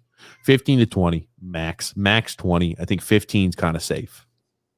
Yeah. So, and again, I'm not complaining with 15. I'm not complaining. If he scores 15 or 20 goals as a third line left winger, I'm not complaining about that at all. I think that's an upgrade. I know Grump does it. I think it's an upgrade at a third line. That would be an upgrade, but think about it. How many goals would Pajot score and Palmieri if he's on that line? Right? Okay, so you're subscribing to the fact that Oliver Wahlstrom's going to be on the first line. Yeah. I think it's so far fetched and it's out of the MO of Barry Trotz. I can't even fathom it. Here's the thing: Wahlstrom is going to play. He's, like I said, their lineups are carved in stone. Okay, so and him on the first line, I think that really works well because he's going to get a lot more opportunity to score playing with Matt Barzal, and they have the steady veteran in Average Anders at the front. If I'm just thinking of what's more likely, I think Oliver Wahlstrom playing third line minutes and on the power play, so he's getting maybe about 13 and a half minutes a night. I think that's more likely than him going from 12 some odd minutes to 16 or 17 minutes a night. He led the team in power play goals last year, right? Yes, he did. But remember, also Lee was out. Oh no, did he lead? I don't know. I don't think he did. I thought Lee and Brock Nelson had more power play goals than Oliver Wahlstrom. Okay, but he didn't play on the power play all the time, and he certainly wasn't on the first junior. There's no denying that Oliver Wahlstrom's a huge boost to our power play. He's going to play. He's going to play. He could easily be your highest goal scorer just with the shot. You team your sniper with your best playmaker. That's what you should do. Doug Waite and Brett Hull. All right, were they great defensively? No. But you know what? They put the puck in the net. Waite had how many assists? One year, Hull had 92 goals, something like that. Because you know what? He could shoot the puck. And what you team him up with a guy who can set him up. That's what you should do. If you didn't go out and get Tarasenko, what's the next best option for a sniper for Matt Barzal? It's not Kyle Palmieri. It's Oliver Wahlstrom. Okay. Well, on the free agent market, Kyle Palmieri is the best right wing that was a free agent this year. I don't care. Nico G said Pellick, Pulak, Chara, Mayfield, Dobson, Green are going to be everyday players. If someone else slides in, it's Bolduc or Aho, maybe Salo, Gustafsson, or whatever his name is, won't play. I agree with the first part. It's not going to be Bolduc. I'm telling you, there's no way he's going to be with the big team start this year. No way. They're going to want to play him as much as possible, maybe as a top-line defenseman down in Bridgeport. And Aho, it's probably going to be that useless Hickey. I mean, I would love to see them give Aho a chance, but they just seem adverse to it. Time B said, Aho can put up points, but his defense is awful. What about Gustafsson? It's even worse. He's hideous defensively. He's a defenseman in name only. Mm-hmm. And then 1 in a million said, if Gustafsson was so terrible defensively, then why is he only a -2 on the Flyers? Because he only played on a power play. He was never out there in penalty kill. And like I said, in Montreal, he got maybe 10 shifts a game last year, even strength. That tells you. Okay, I'm saying that Gustafsson is not what everybody makes him out to be. Okay, let's think about this. Let's just common sense wise. The guy is so undesirable that he's been on 4 different teams in 2 years and that he was signed via PTO. It just tells you what we know exactly what the market is for Gustafsson. No other team wanted to actually sign him to a legitimate contract besides a PTO, a tryout. It was the same as I think. What was a Josh Hosang market? There was no market for Josh Hosang. It's why he signed a PTO, albeit he signed a PTO before Erik Gustafsson. Maybe people might say, oh, this PTO has been signed for months and months and months. I don't buy that. It's a 1 in a million shot that he can play defense. Oh, look at that little grump. I like it. It was easy. Tom B said the Islanders have talked with Tarasenko, with the Blues multiple times. Yeah, I believe they talked about him. I think they were hitting the tires or hitting the old dirt road on that one. But yeah, I think they just want to get him on the cheap. That's what I think. They want to get him on the cheap. They want him on his term, on their terms, and nothing else. So they'd be willing to sacrifice a player. Like I said, they piss away draft picks like they're nothing on garbage jersey players. And you have a guy who could make a real difference in a team, and we want to quibble over the price. Okay. One of the million says, so Bellows has no value because other teams think that Lou and Trotz know what they're doing, but Grumpy knows better, LOL. He knows more than Lou, Trotz, the opposing team scouts, LOL. I think that we squander anytime we have that type of talent. It's the same thing I've said with Sebastian Aho. Do we think Sebastian Aho would have a huge return? No. But the guy does have some sort of value. He was, 3 or 4 time AHL All-Star defenseman, right? And we just said, hey, we're just going to stock you away here. Are you trying to tell me you couldn't get a 7th-round pick for a guy who was still young or in the prime of his career and been an AHL All-Star for 3 or 4 seasons? It was all in a row like that? Yeah, I think there has to be some sort of value. 7th-round pick, 6th-round pick. I don't know. He's got some value, and if that's the case and you have no intentions on ever playing him, trade and acquire a 6th or 7th-round pick. Same thing with Bellows. Let's say he's got very little value, but he's still going to go for a 4th or a 5th-round pick. If you're never going to use him, trade him. They kill their young players' value. And all I say is, okay, can you post that back up there so I can look at that? You did a crappy job first trying to explain it, Grump, when you said, I didn't understand it. I didn't understand how you were trying to explain it first either. Okay. I say he has no value on the trade market because they sabotage their own younger players. All I know is he played on the first line with Matt Barzal and Jordan Eberle, and he had 3 goals in 4 games. I mean, to me, that's a success. That's something you should ride with for a while to see if he could do something. The first game he didn't score a goal, wham, never to be seen from again. It was the second game he didn't score a goal. But yeah, he scored 2 goals first game, 1 goal the next game. Then he had 2 goals without score. 2 games. Well, he played the next game on the first line. They get moved to the 3rd line and didn't score a goal there either. Yeah. Okay.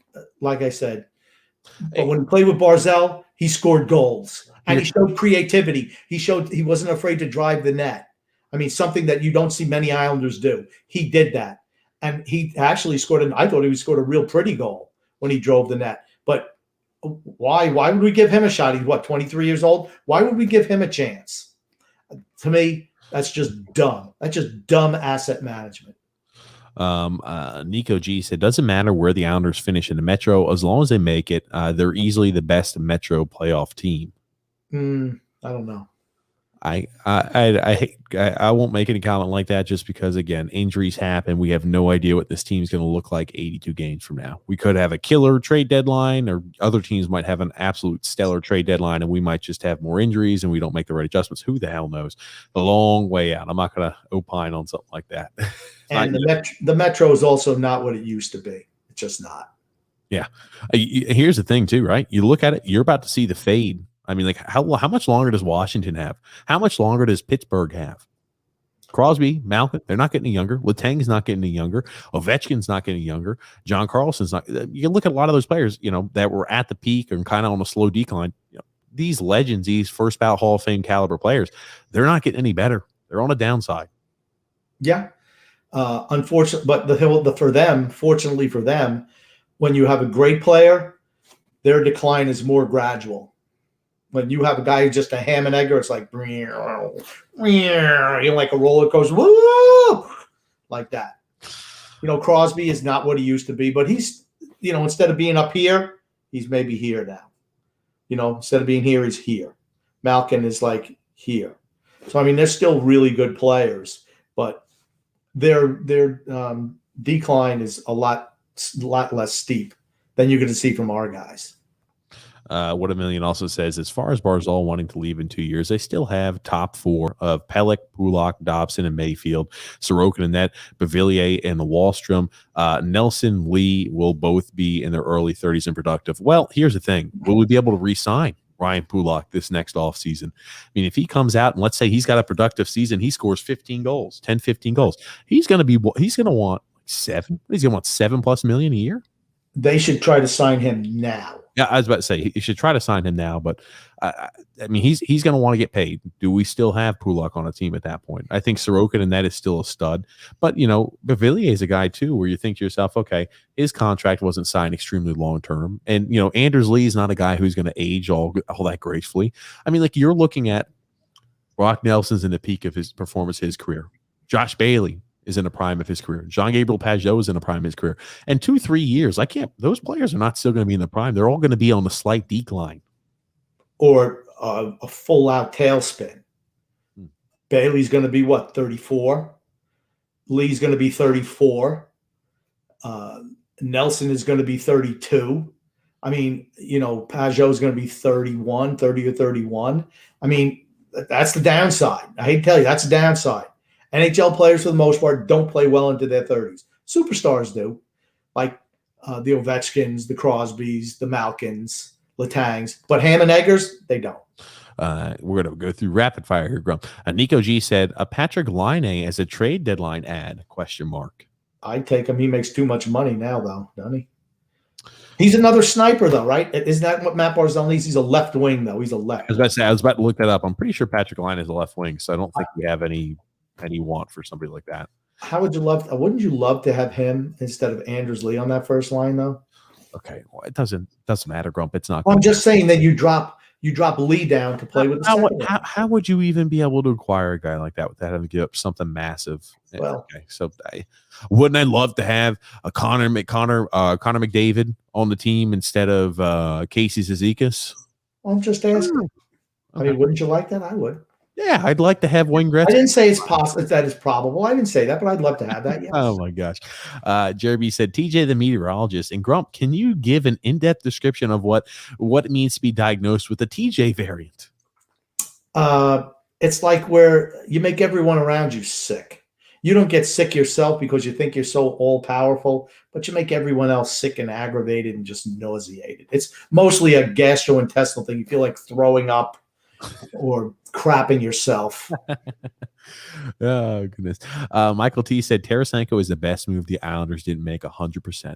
Here's the thing. If Tarasenko comes out there next year and tears his shoulder for a fourth time, for certain, great. Good off. Hats off to you, Islanders. You made the right move. If he doesn't tear his shoulder and he plays and performs, and let's say, what the doctors and the guy says is true, you're going to be sitting there kicking yourself in the ass a whole year. You might be sitting there kicking yourself in the ass 10, 15 years down the road if we don't win a cup. I was willing to roll the dice on him. I want to shoot for the cup. I don't want to shoot for mediocrity or just staying the same and hope everybody in the whole rest of the league falls into some type of time warp or gets all injured so we have a shot. I want to grab it, man. Grab him by the hair and let's go. Rusty Spooner said, I wish we got Tarasenko shaking my head. Hi, TJ Grumpy. Let's go Islanders. Rusty. Jeremy also said, Bolduc needs to be the seventh defenseman. Aho needs to play top 4 minutes with Mayfield and rotate Green and Chara. If we don't fill that hole, Aho is the only hope at the left-handed defense spot. I'd love to see Aho be given a shot to fill that spot. I don't think he will. Bolduc needs to play. So being a 7th D man, he's not going to play. So I'd much rather have him at Bridgeport. This is an interesting question. Jeremy also asked, okay, boys, who's going to be our first player to be injured for the season this year and how far along in the season will be? I will give my prediction first. It's going to be Casey Cizikas 10 games in. Casey Cizikas, and he'll be injured for 6 years. You can't say the same guy as me. It's just some funny thing. Matt Martin, and he'll be injured for the next 3 years. Oh, stop. No. They want to know how far in the season he'll be injured. Oh, on a positive thing, maybe we can get Josh Bailey injured for the rest of his career. Oh, freaking stop. Well, okay, if we're looking who's going to get hurt first, I don't know. I don't know. It's an odd thing to think about. I don't know if we're just joking around here. I'll just throw Cizikas out there, or maybe Cal Clutterbuck. Who knows? Matt Barzell. Don't even joke like that. Well, see, that's the whole thing. I don't want to joke like that. Don't say his name. Don't even joke about that, Grump. Because if Matt Barzal gets hurt first on this team this year, I'm gonna let you know something. People are gonna say you Grumpsterdamus that into reality. Let me put. Who are the 3 players we could least afford to lose on this team? That's actually a better question. Pellick. We cannot afford so to. Pellick's number 1 for you? No. I'm saying if we're listing 3 players, we cannot afford to lose. Yeah, from 1 to 3. Pellick. Oh, okay, from 1. Okay, Matt Barzal is number 1. Can't afford to lose Matt Barzal. Second. Oh, you're not gonna like this. Second is Anders Lee. Third is Adam Pellick, or maybe second is Adam Pellick. Third is Anders Lee. Okay, mine first is Barzell. Second is Pellick. Third is JG Pageau. Okay, I like the JG Pageau as well. He just does more. He can do everything. I'm just okay. Here's the thing. Did we really miss Anders Lee last year? We had the same result as the year before. Same result. Yeah, same result. First line couldn't. In fact, we were a little bit better. We made an extra game, right? Yeah. We didn't miss Anders Lee at all. Just average. When did we not play well? Is when Pageau got hurt, right? That's when all of a sudden all of our opportunities scored dried up. Oh my goodness. He also says, how do you feel during the playoffs when our more talented players, the few we have, are injured, and we have Zajac, Leo Komarov, Parise, Chara, Green, Hickey all in the lineup for the playoffs? We'll probably have our popcorn patrol sitting there actually healthy, not playing. Wallstrom. Let me think of some more young players. All the young guys, they'll all be up there eating popcorn and grab assing, and you watch the old guys not been able to do anything. And they won't even. Here's the thing: they don't even need to be injured. They just have to be younger. That's why they don't play. Oh goodness. Michael T said Chara may be 44, but when it comes to fitness, he's a beast. Chara's 44 as anybody else is 39. But you see what we're saying. I will tell you one thing though. Chara is. I look at his fitness. I look at what he does. He's still very limber when it comes to like weightlifting. I watch like his exercise. He can still move pretty well for his size and his age. No doubt about it. He's in phenomenal shape. He just can't skate anymore. Hey, Lee Haney looks great out there. He's a workout warrior, but guess what? He can't run around the block. He just can't skate anymore. And there's no harm in that. That's, you lose your legs when you play hockey. That's the first thing that goes on you. Andrew L. said, you can cry and complain about Trotz's defensive play, but, the playing style got us to the conference finals 2 years in a row. For sure. We have won nothing. We have not won a Stanley Cup. My goal is to win a Stanley Cup. I'm not saying not to play defense. We like the system. Here's the thing. We like a lot of what Trotz does, but I think there's a little tweak here or there, tiny tweaks here or there. Being a little more flexible with some players when you integrate in the system. I think thinking about maybe we can integrate a younger player here or there. I think a little tiny tweak. I like the system. A little tiny tweak here or there could really move the needle in the right direction. That's all it is. We like Trotz. Let's say we get beaten in the first round of the playoffs. Let's say Pittsburgh has a goalie in the first round of the playoffs because we were dominated in that series. Let's say they had a goalie. Would you be saying something different about the Barry Trotz system now? See, that's my point. A lot of other variables come in there, but we can only win the game one way. One way. I'd like to be able to outscore teams if need be. That's not something we can do. Jerry B said, did you guys know that Owen Power, the first overall pick there for the Buffalo Sabres this year, is going to continue playing college hockey at the University of Michigan? Yeah, I did know. And he said, I wouldn't want to be there either. I do think that is very odd. He's going back to play college hockey at Michigan as compared to joining the Buffalo Sabres. First overall pick. It shows he doesn't want to be there. Man, Buffalo's a dumpster fire, right? Yeah. And his thing, Eichel's going to be there. Has he even had his surgery yet? I don't even think so. He's probably going to miss the whole year. I'll tell you. Jeez Louise, I'll tell you. That is Buffalo. You talk about how tough it was to be an Islanders fan for years and years and years. Yikes, man. Gotta be tough to be a Buffalo fan, that's for certain, grumpy old man. Moving right along here. 1 million said Carolina's a tough out, but they lost Hamilton and haven't upgraded their goaltending. We don't know if they've upgraded their goaltending. I think if I'm looking outside or looking in, I think they've taken a step back in goaltending, but who the hell knows with them? Again, they're always a big wild card for me when it comes to production on the ice. Yeah, here's the thing. Was Nedeljkovic that great? I mean, he got hot at the end. No, Nedeljkovic is really good. I like Nedeljkovic. He got hot. I don't disagree, but he got hot at the end. He was not the starter beginning of the year. It was Mrazek, wasn't it? I mean, I didn't understand why they didn't go for another goalie the year before. Anderson could certainly have a bounce back year. He could be like Zach Parise, playing a new system. He's invigorated. Who knows? Or he could be like Zdeno Chara. He could be Conn Smythe winner. He could be Vezina winner because, he's playing for a new team. I mean, it's possible. They lost Hamilton. They did bring in they threw a whole bunch of stuff up against the wall for defense. Will they be as good defensively? I don't know. Probably not. But I'll tell you what, they can score. That much I know. They can score, and they can skate. That's the thing that worries me. The teams that skate and really are aggressive on the forecheck, those are the teams that give us trouble, big trouble. Michael T said, this NHL season is going to be vastly different than the last two for all the teams in the NHL. The Islanders have kept their roster together and have added some pieces. We'll be fine. We'll make the playoffs. Again, I think we're going to make the playoffs too. But here's the thing. Injuries always play a huge role, but I think going into the season, if everything all excluded, I think we're a team that's penciled in to make the playoffs. Do I think we'll make the playoffs? Yes. Would it surprise me if we don't? No. I just think that a lot of things are going against us this year. With an older team, I'll say it again, full 82 game schedule. 2 years ago, we wouldn't even have made the playoffs. So when we're saying, we got to the conference finals, would not have even made the playoffs. Last year, we went from first to fourth within 2 weeks. We still would have made the playoffs, but who knows what our physical shape would have been playing another 26 games before the playoffs. That's, to me, the biggest thing, playing a full 82-game season with an older team, the 19 back-to-backs, and the 11 3-out-of-4s. I just think that could be really troublesome for us. Okay, thanks, Grumpy. Again, we've got a lot of comments. We're going through rapid fire here, Grump. 3 hours and 16 minutes in. Andrew L. said, UBS is going to be a beaut for certain it is. 1 million said, all coaches play vets over young players unless they have no choice and have to play young players. Stop acting like it's only Trotz. Did Laviolette play young guys? Go ahead, Grump. I know you've got a response for that. Okay, for me, they don't. The Trotz won't even give the young guys a shot.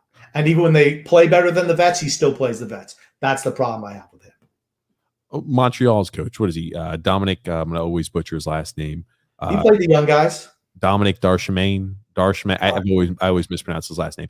Guy from Montreal. He played Cole Caulfield there towards the end of the year. Here we go. We're going to go ahead and play you top 6 minutes. He rolled the dice. Said, young guys, here we go. Let's see what you can do. And they got all the way to the Cup Finals. And the thing is, like, again, as a fan, I think it's a lot more easy to say I'm excited about that too. When something like that happens, young guys like that gives you optimism, hope.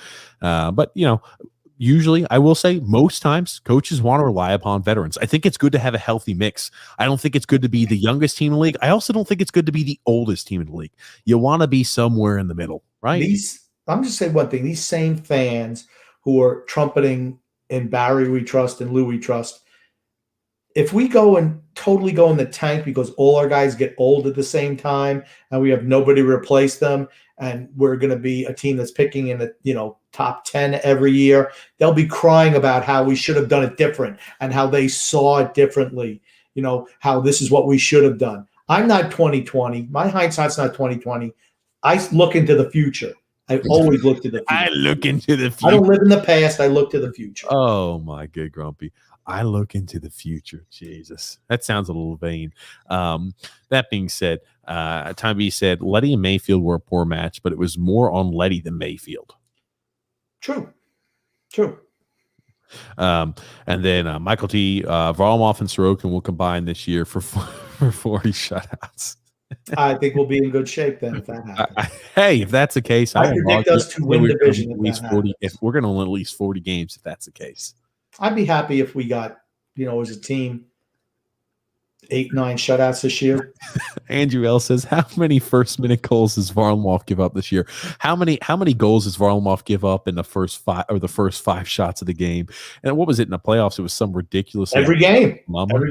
trailing every game. I think let's say Varlamov plays 45 games. I figure he'll give up 37 goals in the first minute. If he's playing 45 games, Grump, I thought you were about to say he's gonna surrender a goal in the first minute. 57 of the 45 games. I'll go 37.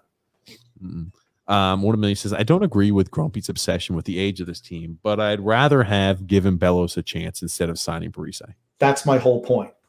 And that's not even something that even comes into their thought process. That's what frustrates me. And then Jerry B said, I was watching some Ovechkin highlights the other day. I think some of his hits are as good or better than some of his goals. He's an all-around player. He's absolutely an all-around player. He's not your typical goal scorer. He's not afraid to get his nose dirty. I mean, and also, he's one of those players that could play in any generation, any time period. Ovechkin could play and be extremely successful. Right. I agree. Okay, Grump. Hopefully, we're not losing your attention. Michael T said Wallstrom and Parise on the power play could be surprisingly productive. Okay, I don't know which power play. Are we having 3 power play units now? Because Parise plays the same role that Anders Lee and Brock Nelson do. The same exact role. They stand in front of the net. That's his. To expect him to change at 37 years old, the role that he's played his whole career it's just not going to happen.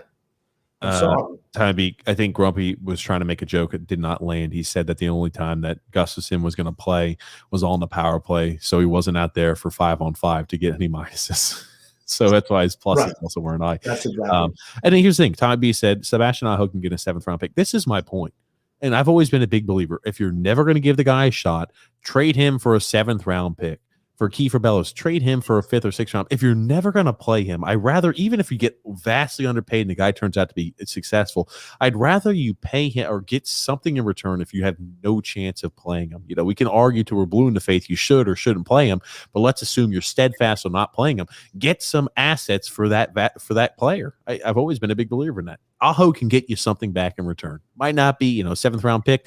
Likelihood of him panning out, slim to none, but maybe you're going to hit the shot in the dark and maybe get a 7th-round pick that works out for you. I just think some team would love to have a young puck-moving defenseman who can put points on the board and create. Coach Tommy Biel said, I agree. Islanders should extend Pulak now. Give Pulak 7 years, $6.5 million right now.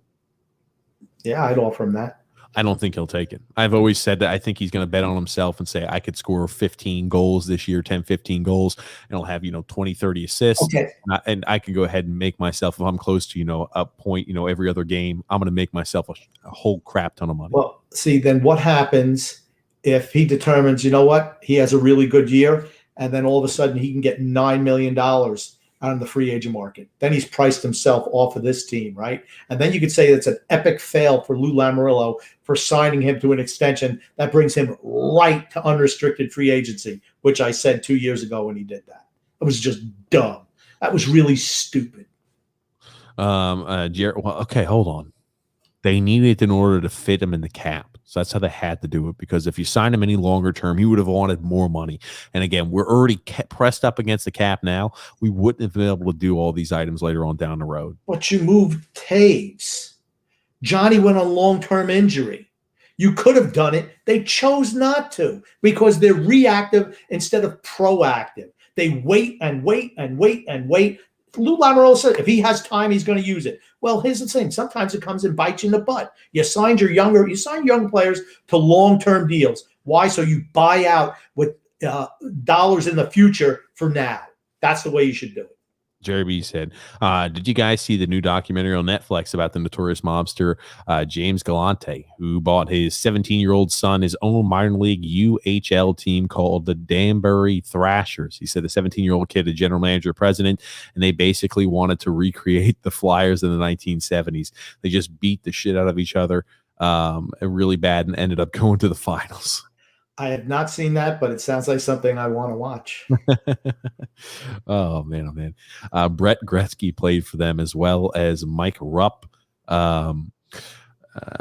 But it was a money laundering operation. The kid's dad went to prison, and the team got disbanded. As a really good guys, you should check it out. I'm about to say I'll be checking that out. I definitely will. One of the million says, I know it's a little down the road, but who replaces Varlamov in 2 years? Hanny Hammenegger back up. As I feel very confident, and this is the thing, like you talk about the pluses and minuses of the system, I feel confident whoever they put in that will be successful. I've seen them work wisdom and magic with Thomas Greiss to revitalize his career for that year, helping put Robin Lehner back. Anybody they throw in there, I feel more than confident our goalie coaches in Trott's system will definitely be able to make them thrive. No issue with that. Varlamov is not a great goalie. He's a solid goalie. The system makes him better than he is. Robin Lehner, not a great goalie, a solid goalie. The system made him seem better than he is. When you have an elite goalie like Sorokin, that's the type of guy you cash in for because he can do things that Varlamov can't. Some saves that Varlamov just can't make, he does make because he has that innate skill. The system makes the goalies better. That's your trade-off for not being able to score any goals. You got to play really solid defensive team defense, and we do that for the most part. Michael T said, by the way, Grumpy, I'm glad you like my new logo. I do. I love it. 1 million said, Carolina will not crash and burn. I have to agree with Grumpy. I know they're not going to crash and burn, but anytime I hear them just never stopping about it, I just want to be wrong. They are the critical darling this year. They are. Remember, they won that division last year. I mean, I know that Tampa rested a couple of guys, but they still won the division, and that's a tough division. I mean, last year, Florida was real good too. I mean, who's the best division in hockey? It's the Southeast or whatever the heck they're calling. I don't know what they call it. You have Tampa, Florida, not Carolina now, Montreal, Toronto, Boston, and that's a tough division. You're talking about the Atlantic. Yep, Tampa. You're right. Montreal. You got Florida Panthers. You got the Toronto Maple Leafs, the Boston Bruins, and don't sleep on the Detroit Red Wings. I mean, they're not going to be the worst team in that division. They're not going to be the best. They'll be last in that division. No, they're not. They've got the Sabres, and they will not be last in that. They have the Sabres and the Ottawa Senators. They will not be last. I'm just saying, don't be shocked if they punch a little above their belt sometimes and they pull off some impressive victories. Stevie Y knows what he's doing. That's all I'm going to say. Would it surprise you if the 5 teams come out of that division and make playoffs?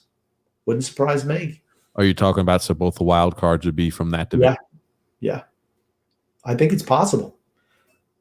Okay. That's something to keep an eye on. Perhaps, Grumpy. And then Tommy B said Lou should have bought out at least 1 year of Pulak's unrestricted free agency. That was a mistake. Right. I just think he was worried. If he said, "Hey, we're going to buy out 1 year of unrestricted free agency," the price was going to increase too much, and they're just like, "We're not going to be able to fit that." If the other ideas we have down the road, you lock up your young players. You let the old guys sit and stew. You don't lock up your old players. Let them sit and stew. What is their market? I don't care. The team has to be built around the younger players, not the old ones. Grandmaster Gary says, favorite tandem: Greiss and Lehner or Varlamov and Sorokin? Varlamov and Sorokin, only because I like watching Sorokin play more. I was about to say, if I'm picking a better tandem, I'm probably picking Varley and Sorokin. If I'm picking my fan favorite tandem, it's Greiss and Lehner. I always love the story of Lehner, and he'll always have a huge spot in all Islander fans' hearts. And Greiss being able to bounce back was always important. Yeah, I just like watching Sorokin play. I think he's the most exciting. He can do things that other teams can't. 1 million also says Carolina scares the hell out of me. And Grandmaster Gary also says Islanders win the cup? ? Nope. It's a long way out. So I'm going to give you no idea what to do with the trade deadline. We have no idea how injuries look. It's a lot. We're not the favorite to win a cup, but could we win a cup? Yeah, there's a chance. No. Yeah, maybe a coffee cup, not the Stanley Cup. Goodness gracious. They win the water cooler award for best coffee cup. Oh man. James F said Penn State wins 28-20. Man, oh man, that's a game. I tell you now, that'd be something I'll be watching back. Penn State against Auburn. Oh, buddy. Not surprised. Really? Home team, whiteout. Not surprised. Auburn, yeah, they won a couple of games. They played St. Mary's Sisters of the Poor. No. Auburn's turned in that program. That Auburn's Okay. program right This year so far, they played 2 teams: St. Mary's Sisters of the Poor and Father John's Boys of the Week. I mean, those are the 2 guys that they played, and they rolled them. They played a real team today, and they got beat. The college atmosphere is back, so crowd, the home team crowd means something. Yeah. William C. said the teams that the Islanders have to beat to win the Cup are probably either Colorado or Vegas, unless, of course, we play Tampa again. Well, we'd have to get through whoever comes out of Tampa's division to play Colorado or Vegas. Michael, or whoever comes out of the West. Michael T. saying, hey, TJ, or hey, Grumpy, do you remember an Islander in the 80s named Richie Hansen? Yes, he did. Yes. And then Andrew L. said Sorokin is a type of goalie who makes those insane desperation saves in a highlight reel, and you get some type of energy about him. Yes. Oh, I'll tell you, I think Sorokin, he's got a chance to be something unbelievably spectacular. I think he's got a chance to be a guy who's a Vezina caliber trophy winning goalie. And he's solid defensively. It's not like he's all over the place all the time either. I mean, he's still really sound positionally. I think he struggled a little bit with that early on, but he got better as the year went on. That's what happens with a guy just coming over to play in the NHL after playing in the KHL for years. Ice surface is different. Angle shots are different. He can't play as deep in the net. I thought he looked a little bit bigger as the season went on, because early on in the year, I thought, man, he looked small in net. And he had to do a lot with athleticism, but I think he looked bigger. I'm not saying he was bigger physically, but it looked like he filled more of the net as the season went on. Gotcha, Grumpy, man. I think that Tommy B always brought up a good point, too, when he was talking about it. And a lot of times when he went through his first time being thrown in like a haphazard situation, he always struggled a lot of times for those first he experienced. But as he got more and more comfortable, he was really able to shine through. That's a guy that there's nothing but positive words I will say about Ilya Sorokin. I think that guy can be an absolute showstopper for certain. Yeah, Grumpy. Oh, God. Michael T. said, here's a name for TJ to pronounce. Mike Kazicki. Hey, you got it right. Holy crap, I just guessed. I guess, Lisa. I know you did. Tommy B said, nice work, gentlemen. It's getting late. See you Wednesday night. I'm live Tuesday night. Let's go, Islanders. Enjoy some football tomorrow. Absolutely, Tommy B. And Grumpy. We're here again. William C. said, any new guests appearing on the upcoming podcast? Once the season starts, I think we're going to kind of get like guest schedule out and everything like that. We wanted to get a few podcasts in, talk about, what it looked like preseason and then the first start of the season. So I'll be out again this upcoming Saturday and the Wednesday after. But, the regular season starting there soon, that Saturday after 2 Saturdays from now, October the 2nd. So but we're going to have guests. We'll have guests still on the show. We'll make sure that is also part of the regular scheduled programming. But Grumpy, what do you have to say before we wrap things up today? I just want to say love and laughter to everyone who listens, and even those who don't, from TJ and the Grumpy Old Man. And please subscribe to the show. Please listen. Please like. And the same thing with TJ and the Grumpy Old Man, which we do on Sundays, 8 o'clock-ish, and Thursdays, 9 o'clock-ish. Now, TJ was on time today, shockingly so, and hopefully he'll extend that same courtesy tomorrow at 8 o'clock. Oh, thank you. And that's 8 o'clock Eastern Standard Time, 9 o'clock Eastern Standard Time. But thank you so much for everybody who tuned in and listened, was part of the podcast and live stream. We love being able to interact with everybody. And thank you again, Grumpy Old Man, for my pleasure. The show. Hey, ladies and gents, the preseason is almost here. NHL action is around the corner. Hey, that long, dreadful time period of the offseason is just about over. The regular season's around the corner, Grump. I'm getting excited. October. It's almost here, Grumpy. Well, people won't have to complain about the Islanders not getting enough time on the national stage. I think they have 12 games on the national stage this year. For certain they do. And you want to talk, again, like we talk about Lou Lamoriello and Barry Trotz bringing legitimacy to the Islanders.